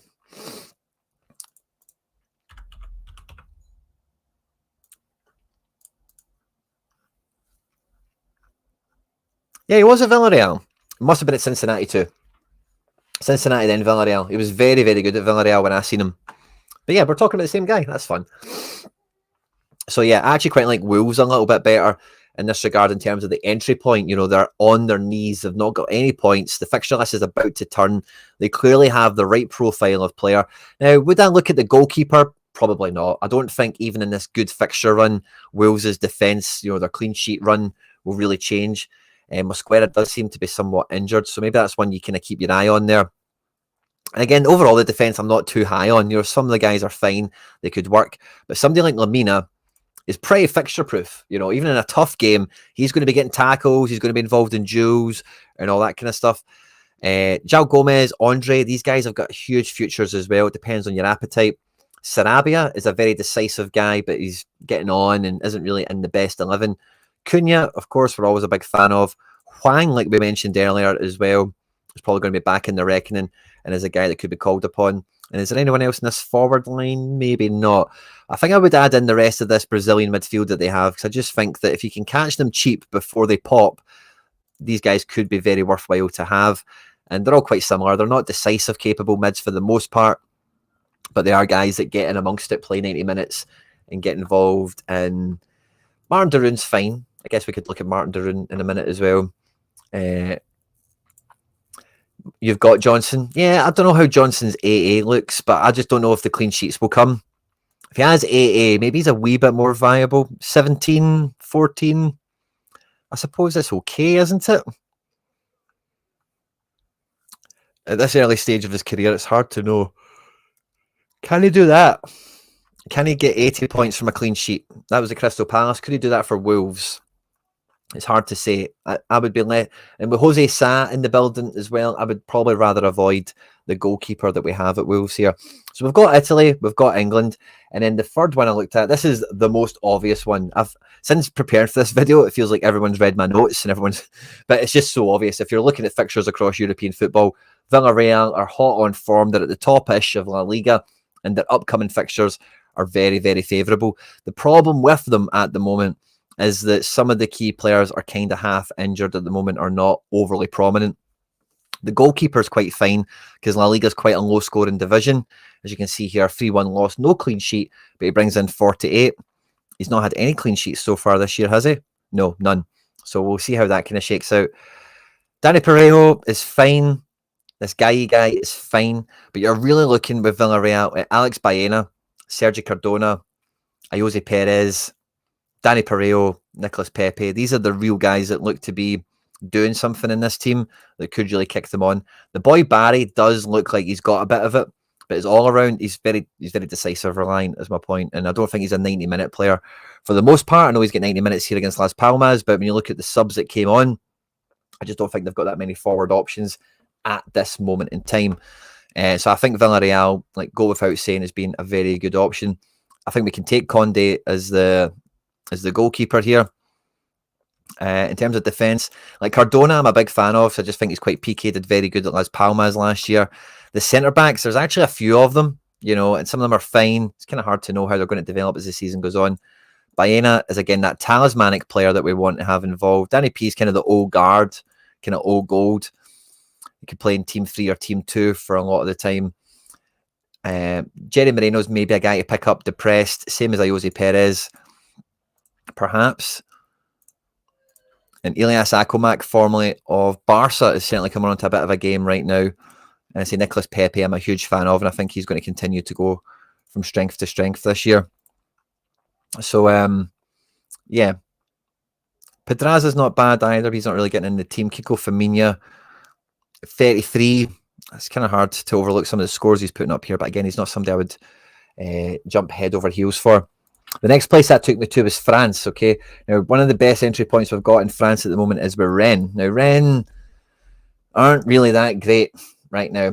Their fixtures coming up are pretty good, but they're not amazing. But they have Le Havre, they have Auxerre, they have Saint-Etienne, they have Nantes over the next, 6 to 8 weeks or so, which are all pretty good fixtures. What's let them down so far is really maybe the strength of the fixture list. Since the start of the season, they've beat Lyon 3-0. This is maybe a best case scenario. Also, Bourdieu is no longer here, but we see Blas, we see Guiri getting on the act as well, which is good. They then lose 3-1 to Strasbourg, who are a really powerful team this year, definitely worth looking at. But their fixtures don't really look as overall appealing at entry level as Rennes does. But as you can see in this 3-1 loss and this 2-1 loss, Ostergaard is really the standout defender choice. I like Truffier as that bombastic kind of fullback here, but they don't really actually have that many options where you're like, oh yeah, he looks great. Gronbeck looks brilliant, but he's not got a card. So this is a funny one. I do like Mandanda to come out of this in terms of he's got good fixtures. Maybe that balances off with some of the goalkeepers we didn't pick out with some other teams, perhaps. Cali Muendo kind of comes into this reckoning as, how many decisives could he get this year? You know, if we look at maybe 3 months, is this the season? He's obviously getting into the France squad for the Euros, which is cool. But yeah, 3 goals so far. Is this a guy we could see getting to 15 goals in the league this season? Rennes don't have European football this year. I think he is a guy that could. He plays all the time. He's not got huge AA, so he's maybe a bit limited by that. But that's the sort of thinking that we're bringing back into the conversation again. Is like, how well could he do over the rest of the season? Could he get 10 to 15 goals? Could he get 8 to 12 assists? I think he could. So there is some options here, but there's none that are really that like, oh, brilliant. Let's go and get a Ren stack or whatever. I think the goalkeeper works well enough. So he's not going to concede 3 often enough and could maybe do some bits and pieces. I really do like Ostegard as well, or Ostegard. Yeah, that's the way to say it. I think he could work out pretty well. And when we go into midfield, like Blas, again, is a good pick. I don't mind him at all. He could do well over this period. If Gronbeck gets cards, he's a must take into this case. Hattabor can be fine. Glenn Kamara can be fine. Jota, let's see how he does. I'm a big Guiri fan, but his form's kind of off. But Cali Muendo is like the guy, isn't he? So I would add them in here for a little bit of reckoning. And then when we get to the 5th and final league in Champion Euro, it would be Frankfurt. Now, Frankfurt are getting all the headlines at the moment because of Marmouche and Ekitike and how formidable they've been so far. So there's no real kind of secret sauce going on by looking at Frankfurt. But as you look at Frankfurt, they're very goal happy. One of the things I think is really exciting about Frankfurt at the moment is actually some of their defensive cards, because they are a team that don't get clean sheets that often. And when you look at the defensive scores in a lot of these games, especially the ones where there is no clean sheets, some of the defense don't need clean sheets. You know, they're quite happy to do their bit anyway. I'm a big Tiate fan. I'm a big Christensen fan. And I think both these guys look like very good defensive options, despite not having a great clean sheet outlook. Frankfurt, though, over the same period of games that line up with the rest of these squads that we're looking at, play Union Berlin, Bochum, Bremen, Heidenheim, and Augsburg. So teams that they really should be putting to the sword. Frankfurt do have European football, but that comes into it as well. So there's maybe a little bit of an extra flavour, an extra dimension that comes into this with rotation and that kind of thing. Now, Marmouche and Ekitike are very much top of the tree picks at the moment, and their price kind of reflects that. We couldn't look at Frankfurt and not add in their firepower. Even Matanovic, who's kind of rotating in, if you can watch out for that, because somebody might get injured, Ekitike or Marmouche, maybe he plays a bit more often later on in the year. The midfield is quite non-existent in this team for me in terms of actual viable options. I like Chaibe, but he's not really doing it. Götze has passed it. Larson is a great player, but doesn't really do SO5 scores. So I would be looking at the likes of Rasmus. I'd be looking at the likes of Artur Tiate as guys that are very good, really, regardless of the fixture. But the thing that really excites me about them now is the goalkeeper position, because I think the Santos guy looks like potentially one of the best keepers we're going to see around European football over the next couple of years. The problem is they also have Trapp, who's like a club legend, a club icon there, that when he's fit and available is probably going to come back into the team. So there's going to be some sort of rotation going on here.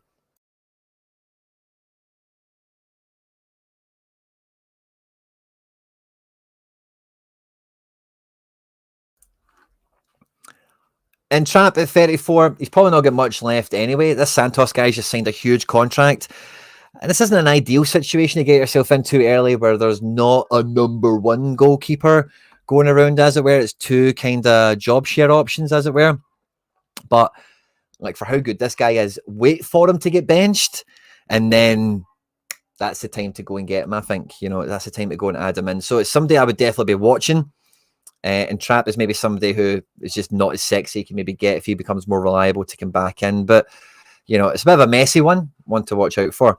And I think if we have a look at the watch list that we've got here, is it in here? Watch list. So we've got 5 teams across Champion Euro in this roster build. We've managed to get 30 players together, right? And let's see how many actual squads we get. Sorry, somebody's left my door open.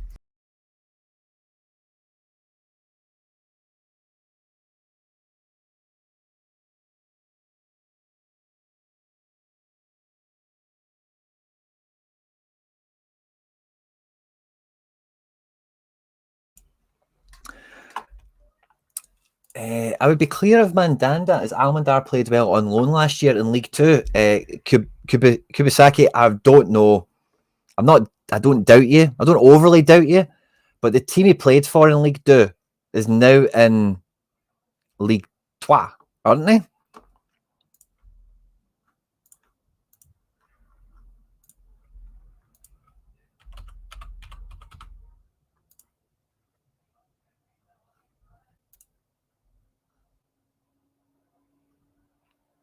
They're still in league. Oh, somebody else, Bordeaux folded, didn't they?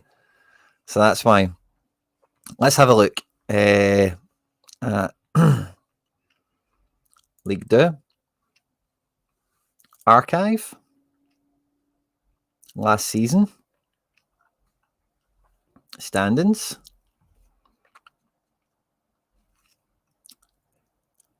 "38 games played, 50 goals conceded, bottom 4. Now, I thought Almondar looked good when he first came into the Rennes squad a few years ago for the injured Alfred Gomez.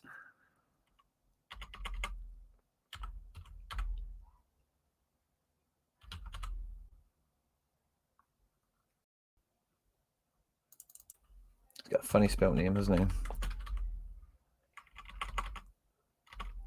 Let's just go to Rennes. The reason I'm using this page now is because we don't... oh, no, actually, we could look at... we could look at it on Sorare data. Let's go to Rennes. Roster. He's Almondar, of course.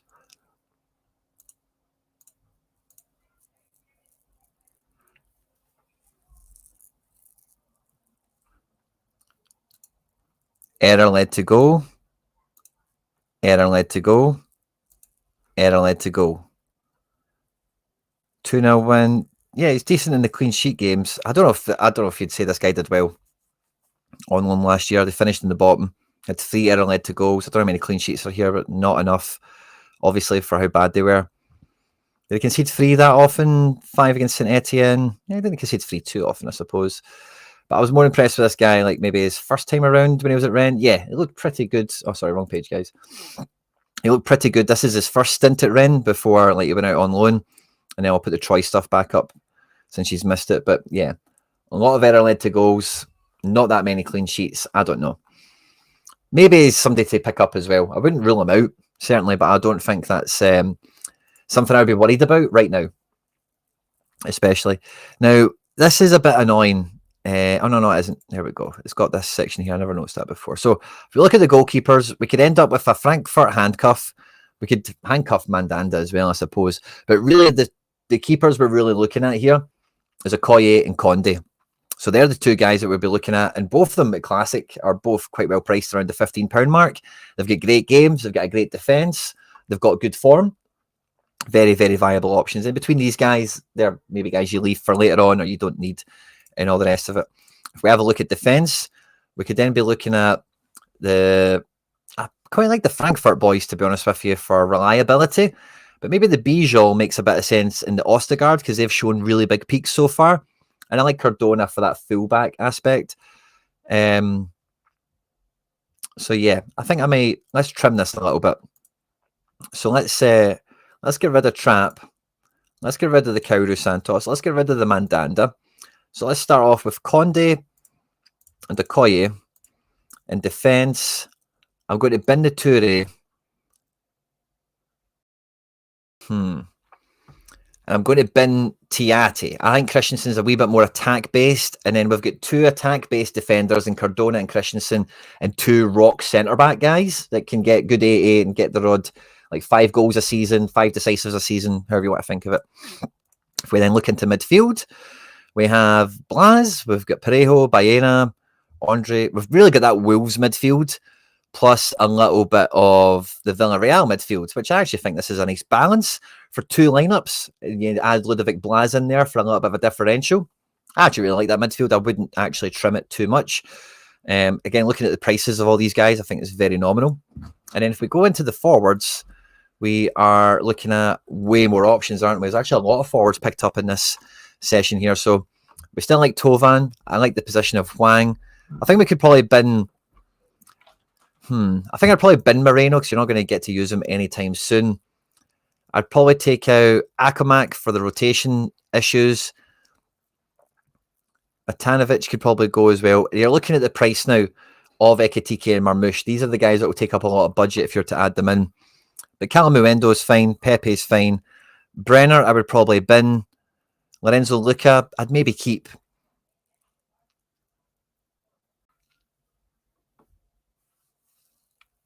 Yeah. It's a wee bit lopsided towards the forwards, but I think with the profile of forwards we've got here, like this is pretty much where I think I would be at now.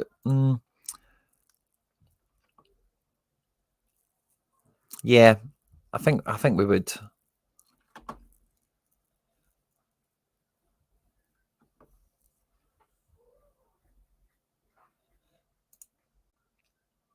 There's a wee bit of chat I've missed out on. Sorry. As a follow-up, is there a best position to use for your classic option to enable an in-season lineup, or is it maybe best to find the one with the biggest price difference? I think that is kind of the answer. Like we looked at like Marmouche, for example. Like if this is in-season is 52 and classic is 29, you're going to save the money on that one. But the tricky part of it is if you're like, so we've not quite got there yet, right? But what we've got now is we've got a roster of players here. They've got a fantastic entry point. A lot of the prices, let's take Ekitike and Marmouche out, right? Because they actually don't have a great entry point. Their prices kind of as high as it's going to be because everyone's so high on them at the moment. So let's take them out. We've got a full roster of players here that have really good entry level stuff. Now, some of these players are probably advisable to keep for the entire season. Some of them are probably advisable to keep beyond this season. But the players you're going to keep beyond this season is when collections comes into the equation, is when it becomes a more important thing to think about, because they're the ones you're going to be compounding in wins, XP, the collection bonus itself. And if you're getting a classic player that's part of the main spine, obviously they're not going to fit that collection. You're not going to get that yield in turn later on with them. So I think that would need to be flavoured into it a little bit as well. So if I was to look at this roster, like I would very happily get classic versions of Christensen, Calimuendo, Blas, Ostegard. But I would probably want matching versions at the very least of Udinese, of Wolves, of Villarreal. I'd probably want them to match if I could make it happen. And then that means I've got the door open to keeping them beyond this season already. And maybe there's some pieces you can kind of firm them out with or whatever. So I think that's a part of the equation as well, Joe. My thought is usually the goalkeeper. Yeah, there's no real right or wrong to it, to be honest with you. But I just think you're trying to get the best player your money can get. So if we imagine all these guys are in season gets for us, right? And they're all quite fine, aren't they? But none of them are. Well, maybe Tovan can be a smasher. Maybe Baena can be a smasher. But none of them are like Marmouche level, for example. But when you get this team, it then could be, yeah, I want Marmouche now to push my team or somebody of that standard. And then if it's a standalone guy, it may not be Marmouche, but you might think I've got 50 quid, I need a captain. Then that's maybe where you're just being broad strokes. Who's the best points per pound guy that we can look to try and bring in to the squad at this stage? So I think it's a bit more of a delicate question in that regard. I think this is like the best, like if I was going to go for Champion Euro, rare, depends on your budget, to dictate how many of the cards you pick up sooner rather than later. But certainly for limited, between now and Christmas, and I don't know what's the best way of displaying this, right? Because I've got it all written down here. But if we were to look at game week, the first game week after, because I've done my homework on this already, because this might just look like a random bunch of players, right? But the first game week that we have after the international break, Udinese, Villarreal, Rennes, and Frankfurt all have great games. Wolves obviously don't. So four teams involved in this all have a great game the same game week. The following weekend, Udinese again, great fixture. Villarreal again, great fixture. Rennes and Frankfurt again, great fixtures. So the first two fixtures, or it isn't actually the first two fixtures, I beg your pardon.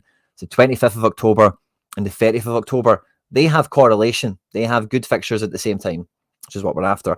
And then you jump ahead to the 25th of November.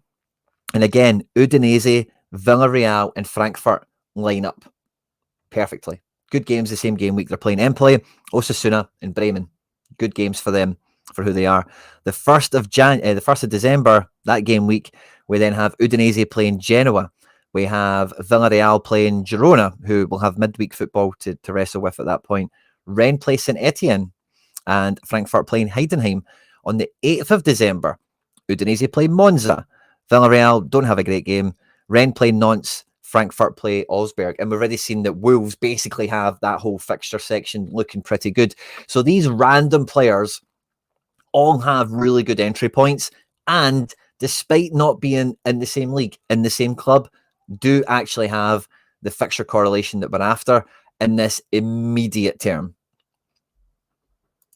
Ren aren't minted anymore. Yeah, so they'll be classic for certain then. Malky, great catch on that one. Thanks very much, mate. And I'm not a big believer that Bilbao are a stack team.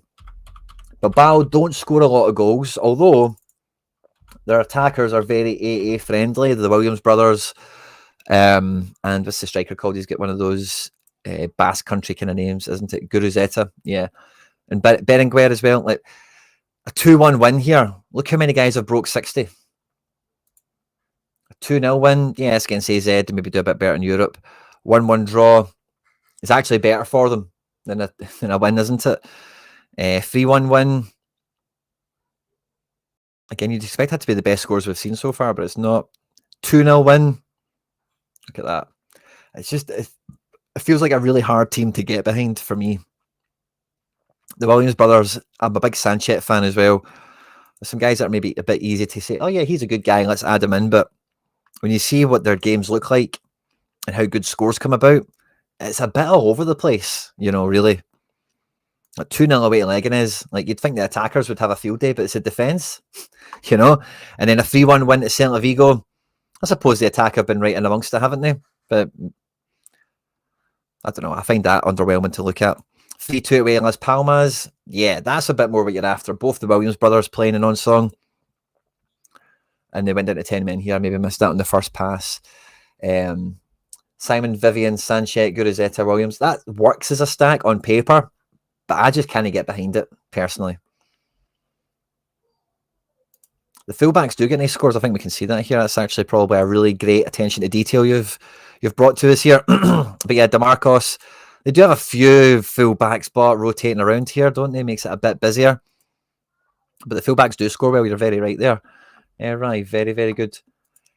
Sanchez, was it last season or the season before? But honestly, I just looked at him and I thought, wow, he's Goretzka. He's what I like about Goretzka. He's a big guy, goes box to box, crashes into the box for goals and assists, but he defends set pieces, he tackles. You can play him anywhere in the midfield three and he'll be decent. I'm a big Sanchez fan in general. I don't know if SO5 wise he's that great. I know he's fine, but I don't know if he's... Yeah, he's pretty fine, isn't he? He's pretty fine. Can be meh. Nah, needs decisives to spike. Not that great SO5 wise, but I'm a big fan of him. I think he'll probably make a good transfer. Could be a guy you see in the Premier League sometime soon. Is partly the point. So we did do some extra homework on this for some of the other regions as well. So this is the champion guys that I think we would quite happily run with.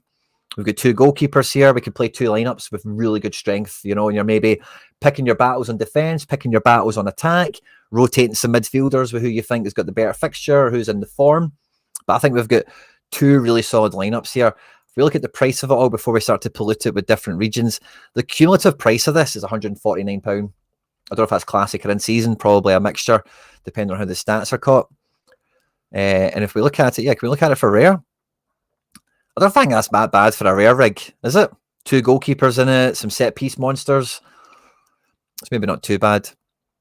But limited, I think that's a really appealing two-team build to get going with. No two ways about it. And then, yeah, it's a shame we can't do a lineup builder from within here. And then I could show you a wee bit easier, like you look at Conde in defence, Cardona, Baena, and then you go up front with like Tovan and Luca, or Tovan and Pepe or Perez, something like that, you know. And then team two, you've got Okoye, you've got Bijol. In midfield, you go with the Wolves guys, and then up front, maybe you take Calimuendo, and then the extra man, maybe double Wolves midfielder Wang maybe gets back into the team. You can maybe take Cunha. But across these clubs here, there's definitely like two strong lineups you could build. Now, when I looked at this across the other regions, because you might not have the budget for the champion aspect of this. So the other ones I looked at, We didn't actually come up with that many, and I say we, I did a wee bit of this with you guys. I did a wee bit of it beforehand. The best one I had that I found was Austria Vienna in the contender region. Now, contender is the bottom run of the ladder, as it were, but you can still win cash, you can still win cards, you can still win pretty good prizes if you pick your battles right. And the good thing about Austria Vienna is they have some guys that score points, you know, that actually are pretty good SO5 operators here. If we have a look at how they've been doing so far this year, it's a bit of a mixed bag. They're currently like 6th or 7th in the Austrian Bundesliga, but if you look at their upcoming fixtures, pristine. You know, couldn't ask for much better. If we have a look at the squad as they kind of stand at the moment and see who scores well and who are the standout players when they pop off, you'll quickly see that Dominic Fitz, when he plays, is a huge, huge part of it. The boy Fisher and Barry in midfield seem half okay. Same with Plavetic in defence. But the real defender that seems to pop out the longer you go on this is Dragovic, plays all the time. There's Fisher, 97 with a goal. That's lovely. But when you look into Fisher a bit more detail, he doesn't really do that often. You've also got Maurice Malone here. This Gruber guy gets decisives. Huskovic had a fun rookie card a few years ago, so he always catches my eye. Vinloff, I don't know. There's a bit of rotation in defence. This guy plays well when he gets selected, but he doesn't always seem to be nailed on. But there's good midfield, there's good forward here, certainly. And maybe some of the defensive scores will improve when they play the lesser teams. Like Dragovic, a 2-1 win. 66, that's exactly what you're after. And Sahin Radlinger, like, he's a goalkeeper that's been in this league for a while. If he was to pick up a few clean sheets, he would probably do pretty half not bad. But I think what you get out of Austria Vienna is like a half stack. Jonas Handel's out injured. I think you'd get a full stack if you had like Handel back in the building. But you can get a bit of a half stack out of this. You maybe take, he's a midfielder. That's very interesting, by the way, because he's playing right back. And yeah, that might be really good for his AA. It is. But he's not got a decisive in him. Or does he? Maybe he does. Against the lesser opponents? Yeah. Yeah, I like him. I like him as a fun shout.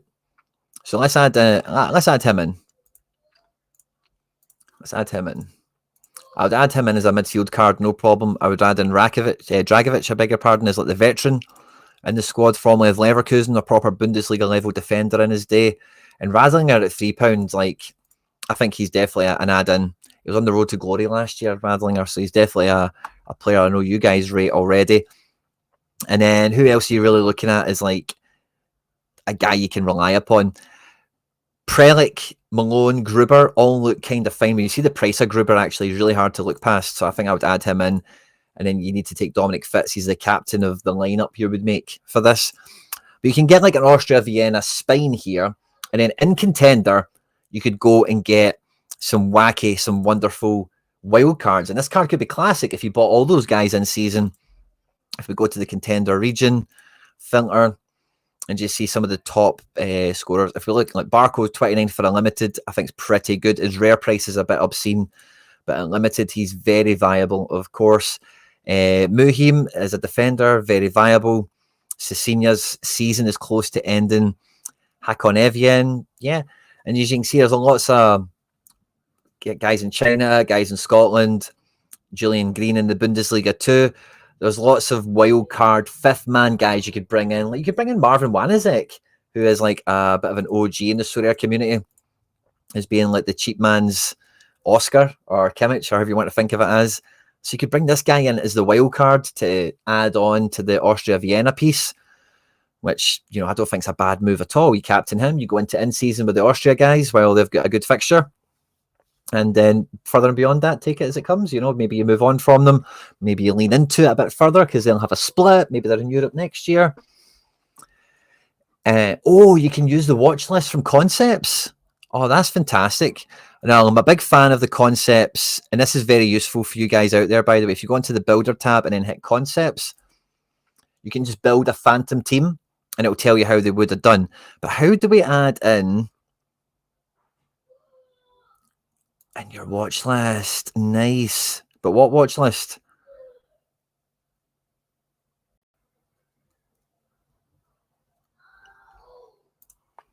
Andy, good to see you, my man. Thanks for joining us. Yuri served me well. He's a strong defender.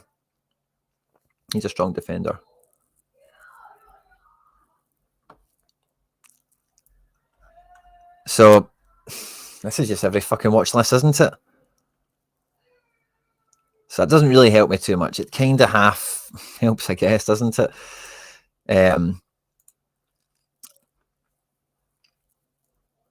But let's flesh this previous kind of example of it out. I didn't think it could be as easy as that, but I see I've got so many watch lists, it probably doesn't actually help too much.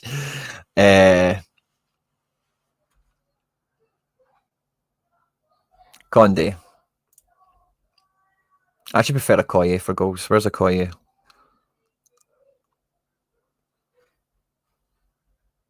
then we're not going to be able to see the fixtures anyway. This is just going to show you their past scores. And some of their past scores for these guys, they are in good form, but we're not going to see, the upcoming fixtures here. So I'm not going to, I'll maybe come back to this later. But we've been live for an hour 40, guys. I'm only like, I think I've got covered quite a lot of what we meant to. And then when it came into the Challenger region, we got a great suggestion in from, I think it was Rico Man. You can do the league filter by name. Oh, by player name. Yeah, I know that. That doesn't really. I don't know. Does this help? Yeah, okay. So we could go Okoye, and then in defense, we could go. I kind of want to look at the watch list again now. I want to look at it to see who was actually in it.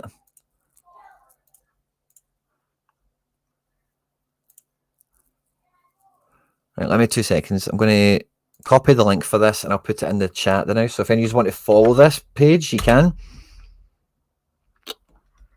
And then filter defender. Who is the defender that we wanted?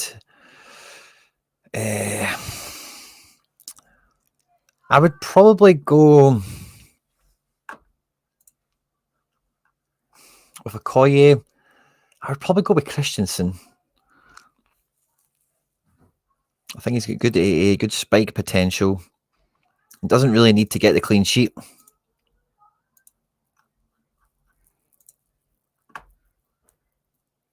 In midfield, sorry guys, I just realised I didn't change the tab between them there, but 2 seconds. In midfield, top drawer, we're looking at Baena.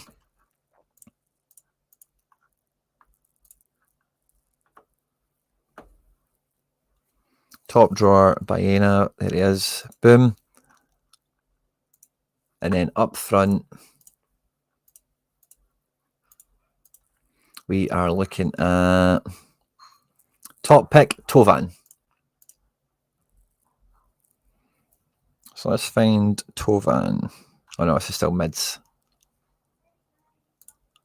Let's see. Tovan.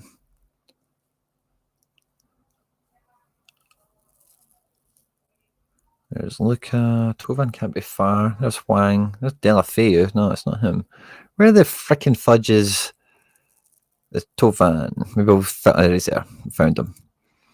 Awesome. And then fifth man. Who would we be looking at for fifth man? Would it be another forward? Maybe you could take a Wolves forward if the fixture's right, because they've got decent AA, especially Cunha, when they smash. You could maybe go with Lamina or Blaz.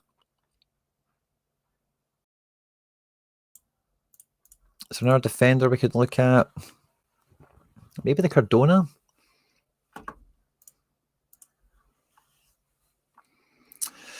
I think I would go double forward on this one, just especially with the way we've built it. We've got a lot of forward options. And yeah, I would probably put Cunha into it, because I just think he's quite reliable.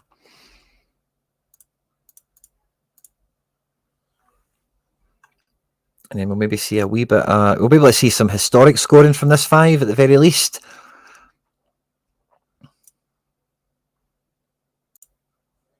Doesn't really change too much, does it? So in this game week here, in this game week here, Tovan, Baena did well, Christensen did okay, but the keeper and the forward sucked. In this game week, the striker worked, no one else did. And this game week actually didn't do too bad as a collective 5, but Okoye sucked. And again, what we don't have in these little pictures is the fixture correlation that I already know that these guys are going to get. So yeah, it's like that. That's maybe team 1, and then team 2, you've got Conde, you could do Cardona, you could do the Wolves midfield, you could play. I forgot who all the forwards were now. Sorry, but you could play like Cali Muendo, you could play Wang, you could play Luca, Perez, Pepe. I think that's like 2 strong lineups there for sure.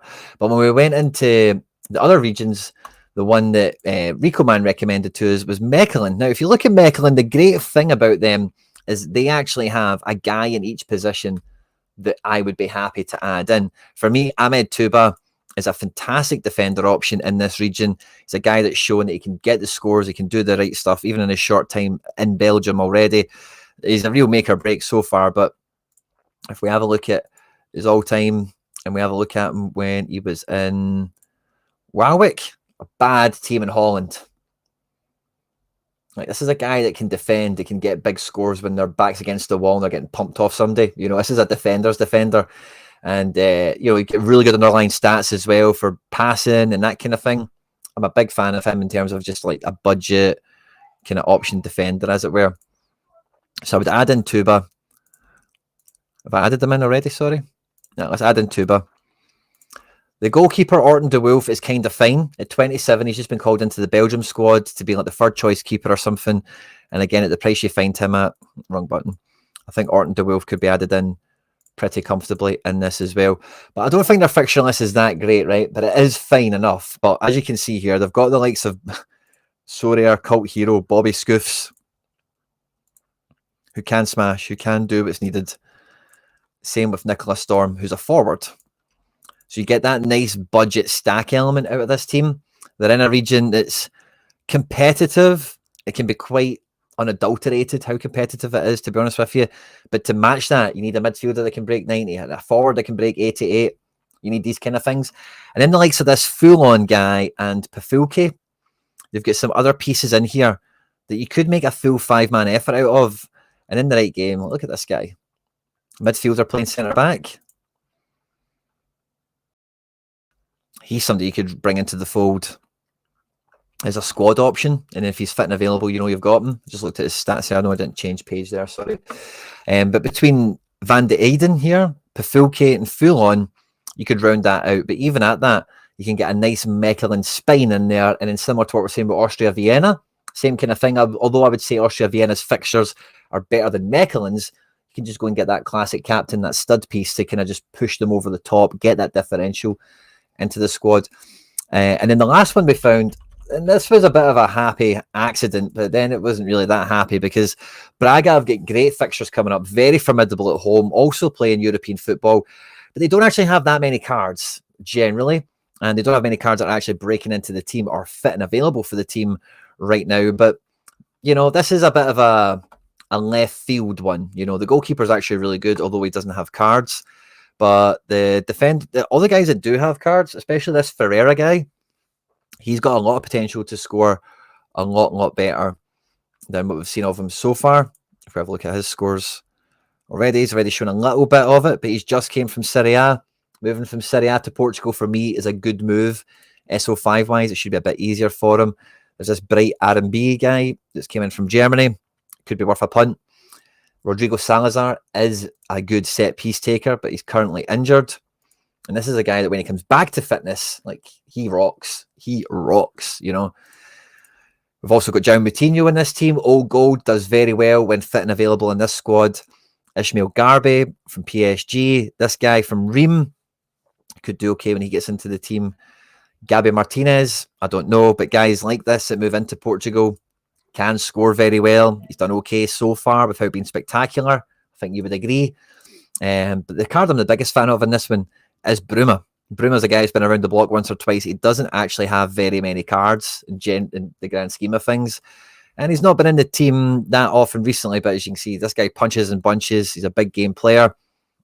And like he's one of the main stars of the team, Portuguese national player, of course. So I quite like Braga as a bit of a left field one, as it were. But I think for Challenger, I really like the Mechlin shout that Rico Man gave us, and for contender, I think Austria Vienna is the team to look at the moment in terms of entry points. So if we have a wee double back into Fulham as a good, he's a defender as well. That's brilliant because those scores were very good for a mid. But if he's an actual defender, he's actually a very viable option, isn't he? But now we go up to 28 players and we're covering 3 regions now. What is the cumulative price change to? So up by 50 quid. Now we're missing a 5th man for Mechlin and we're missing a 5th man for Austria Vienna in terms of who we brought into that watch list here. But this is 2 strong teams in Champion and a viable team in each of the other regions. And again, I'm not too sure if this is the classic pricing or the in-season. It's hard to kind of know exactly because the way Sorare data work it and whatnot, but it's probably the classic prices for the most part. Ajax is a really interesting one because Ajax should be dominant in their league and all the rest of it. But the 2 problems with Ajax is that they're not cheap. So it's hard to get an entry point. And it's like, oh, I've got in at a good point where they're maybe a bit suppressed in price. And they're still winning matches and that. They're not actually doing that bad. I know they're not quite the Ajax of old, but it's the midfield. I'm just not a big, I just don't see. And I know some of the teams we've looked at haven't got complete midfields, but pass fearing goals. The forward line I'm not a big fan of either, really. Broby, I think, is overrated. This Gotts guy, but could be it. Chuba Akpom couldn't get into the Prem. Weghorst should be a boss in this. Should be a bully boy here. They're fine. They're fine, but I just don't think it's in line with the theme of the video, as it were, in terms of like entry points, beginner budgets starting today. Because I think if today you went into Ajax, they're going to cost you a fair few quid. And let's have a look at them in the same detail that we looked at everyone else before the video. 13 goals scored, 4 conceded over 6 is very Ajax. It's what you would expect. And if we look at the upcoming fixtures, Heracles, great. Away at Qarabag, it's hard to get excited about. Willem 2, great. But then Feyenoord, PSV, home to Tel Aviv should be fine. Away to Twente, Zwolle should be fine. Sociedad's a nightmare. 2 good games. Alkmaar, Lazio. They're quite spotty in terms of the fixture strength, aren't they? Before you get into next year, Walwick and Heerenveen, RFS. And then I'm looking at this as well and I'm thinking, are they going to actually progress in Europe? They've got actually a decent fixture list. It's quite hard to overcome.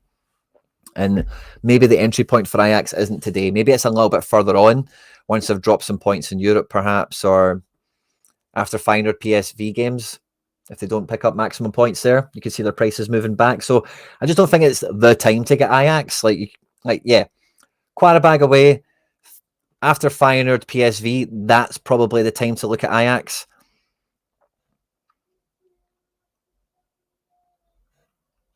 Because then you're then waiting until Galatasaray Feyenoord before you get back-to-back really difficult game weeks again.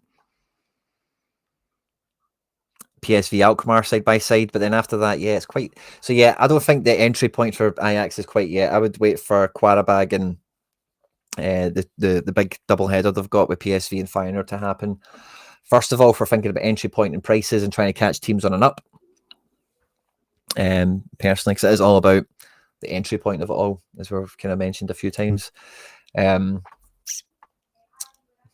because these are the profiles of players. This is part of the main thing I wanted to kind of go over with you, but these are the main sort of profiles of players. These are the main sort of things you need to weigh up when bringing players into your gallery, whether you're brand new, just starting out, or whether you've been around the block once or twice, because just looking at, they could beat a team by a couple of goals and all the rest of it, it's not a guarantee that the SO5 return is going to be there. It's not a guarantee that even it's a great fixture in general. Like, we were talking about Bilbao earlier on, that's the kind of thing I'm thinking about right now. Like, if they smash, how many players actually deliver is a difficult part of it for me.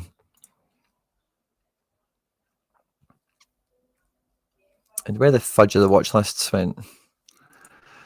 I'm a wee bit out of breath now, guys. I think that's me finally kind of tackled everything I wanted to go through with you. I wanted to build this roster. This is, for me, the definitive, like, if you were to buy a roster today, like, whether you want to look at one of the regions with Mechelen or with Vienna, maybe even Braga, if you wanted to look at some of those guys, but certainly for Champion Euro, like, there's some great fixture correlation, some great entry point prices on some guys that are a bit underappreciated in the market.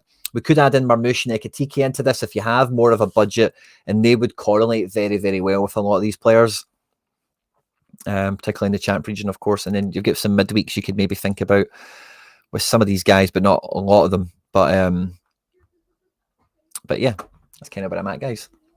I'm quite happy to sit and shoot the breeze. We've got 5 minutes till we've hit the 2 hour mark. So I think I'll sit with you for 5 minutes and then we'll call this a shift. And again, thanks to everyone that's tuned in here. I've tried my best to answer questions to make this as useful as possible to as many people as possible, with obviously a special kind of thought on anyone that's new, trying to talk about some of the core mechanics, the do's and the don'ts, some of the stuff like some of you guys have been around the block once or twice, and it feels like some of the questions or some of the things I'm thinking about Rico Man and Joe Ducey. It feels like some of the questions you've given me are for the benefit of everyone else here. So thanks very much for all those kind of contributions. If there's anything that you thought we would have grappled with throughout this period so far that we haven't already, this is kind of last orders, last shouts for it now. And yeah, I've had a great time with this one. I hope if any of you did watch, I'm trying to look at the chat and look at you guys as well, but I hope if any of you did catch the beginner video that led you in here. Oh, we've got a giveaway to do. That's what we finish up with. We've got a giveaway to do. So we actually have an in-season rare to give away. So let me go get that card up and let me go set up. We'll do the giveaway to finish. That's what we'll do. And then season Maziz. So what I was asking for, guys, if any of you caught the beginner video that we did the other day, I need a bit of support on it, guys. We're hoping that video can help other people, can help the channel as well, can help Sorare and everyone else in between. And yeah, Sorare Beginner's Guide, how to play 2024. There's been a bunch of you supporting that already and dropping the comments in. So we're looking for a random comment on that, and we're going to ship over this Maziz rare card. So this is the video in question. This is last orders. But if you do go to it, like, don't just watch it for 10 seconds. That really does hurt me. I actually need you to watch it for like 3 minutes or something. But you could go leave a comment and go back to it and watch it. That's fine as well. But please watch it for 3, 5, 6, 7, 8 minutes. Ideally, the whole video, if you could. But we're going to get a random comment from this video. I'm just going to get the link to copy it, and we'll give away that card just now. So thanks again to everyone that supports the content and has supported it throughout the time I've been here, especially with this one now. So thanks to everyone that's here with us live and loud. So this is the giveaway competition-y thing. Let's put the copy paste in for the video. Raffle winners is 1, random names. We've got a 12-second drum roll on the winner. And then just to make sure we're not a bot, the correct answer to that is 15. 43 entries. Thanks very much to you guys. Love to see it. We're going to lose. We're going to lose. Unless gold starts. If gold starts, then anything could happen. Quick question, RE training. If you put a lineup out and no one plays, everyone gets 75. Times 3 maybe? So is it 25 as the base XP and then training gets them to 75? I think 75 is the... I can't remember, mate. But basically, it's the base amount times 3. I'm not sure if 75 is the base amount or if 75 is the amount we know they get from training. It always confuses me. So I'd say if you imagine it's 75, it won't be worse than that.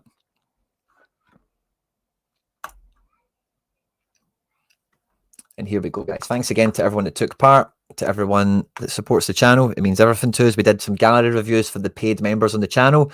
We do lineup builders and all that kind of stuff for them once to twice a week. Your movie guy. Can you do a video update on some Excel spreadsheet that has parts for Essence, like where we got reward to help keep track? That's a great suggestion, movie guy. I will take that one on board.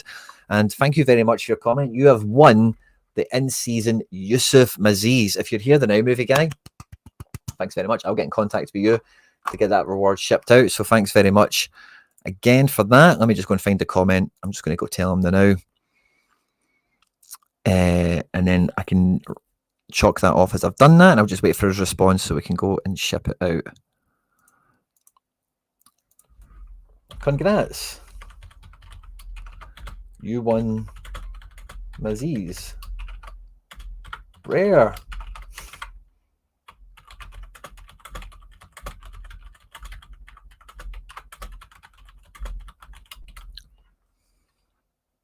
Fantastic. Excellent, guys. We'll be back tomorrow. There'll be some gold benched. Yeah, I'm not surprised. We'll be back tomorrow for some content. I don't know if there'll be anything live tomorrow. Maybe there will be. I'm not too sure off the top of my head. But there will be plenty of stuff. We were live. We did a live record yesterday with some of the guys at Sorare yesterday. So if you missed that, feel free to check it out. As well as the latest Zero to Hero video. We'll be doing this week's episode. We do weekly card giveaways on the Zero to Hero series. And it's for new budget players. That's like, we do scouting. We do card giveaways. We do all that kind of stuff as well. So yeah, if you haven't caught Zero to Hero, make sure to catch it. And me and Harry will be live for the deadline show on Friday. And there'll be plenty of other stuff here, there, and everywhere. If you're after more Celtic-specific content, I do Celtic-specific content almost on a daily basis on Celts Are Here, all one word, on YouTube. You can find them on all major social media platforms. They're a very big outlet of Celtic info. ITK account, if you like, you know, they get some of the inside track on some of the stuff. And I make all the videos for them on that kind of stuff. So if you're after some of that, if you're a Celtic stacker, you're trying to watch out for the competition and contender, be sure to check that out as well. But how would you approach La Liga since the players there don't score well besides a couple? It kind of comes back in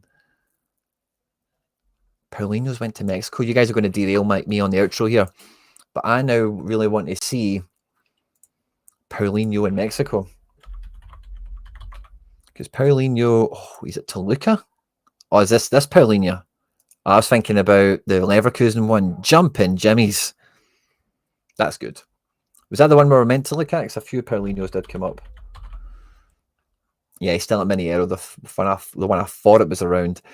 But in terms of that, Buri, I think that's a great question. So I definitely want to tackle that before we outro, or as I outro.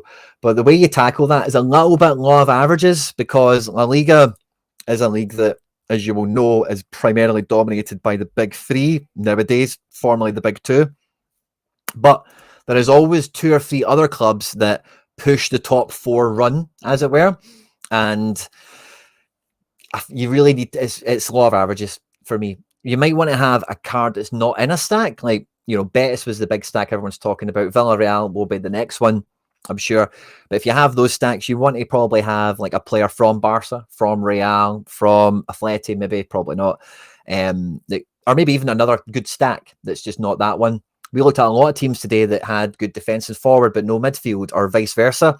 So whatever the stack you pick is lacking, get that from another team. And then it is kind of, it's kind of law of averages. Like for me, I'm looking at this now with Sociedad, where they've got 2 wins in 9. They're doing really bad at the moment. They've got a lot of rotation.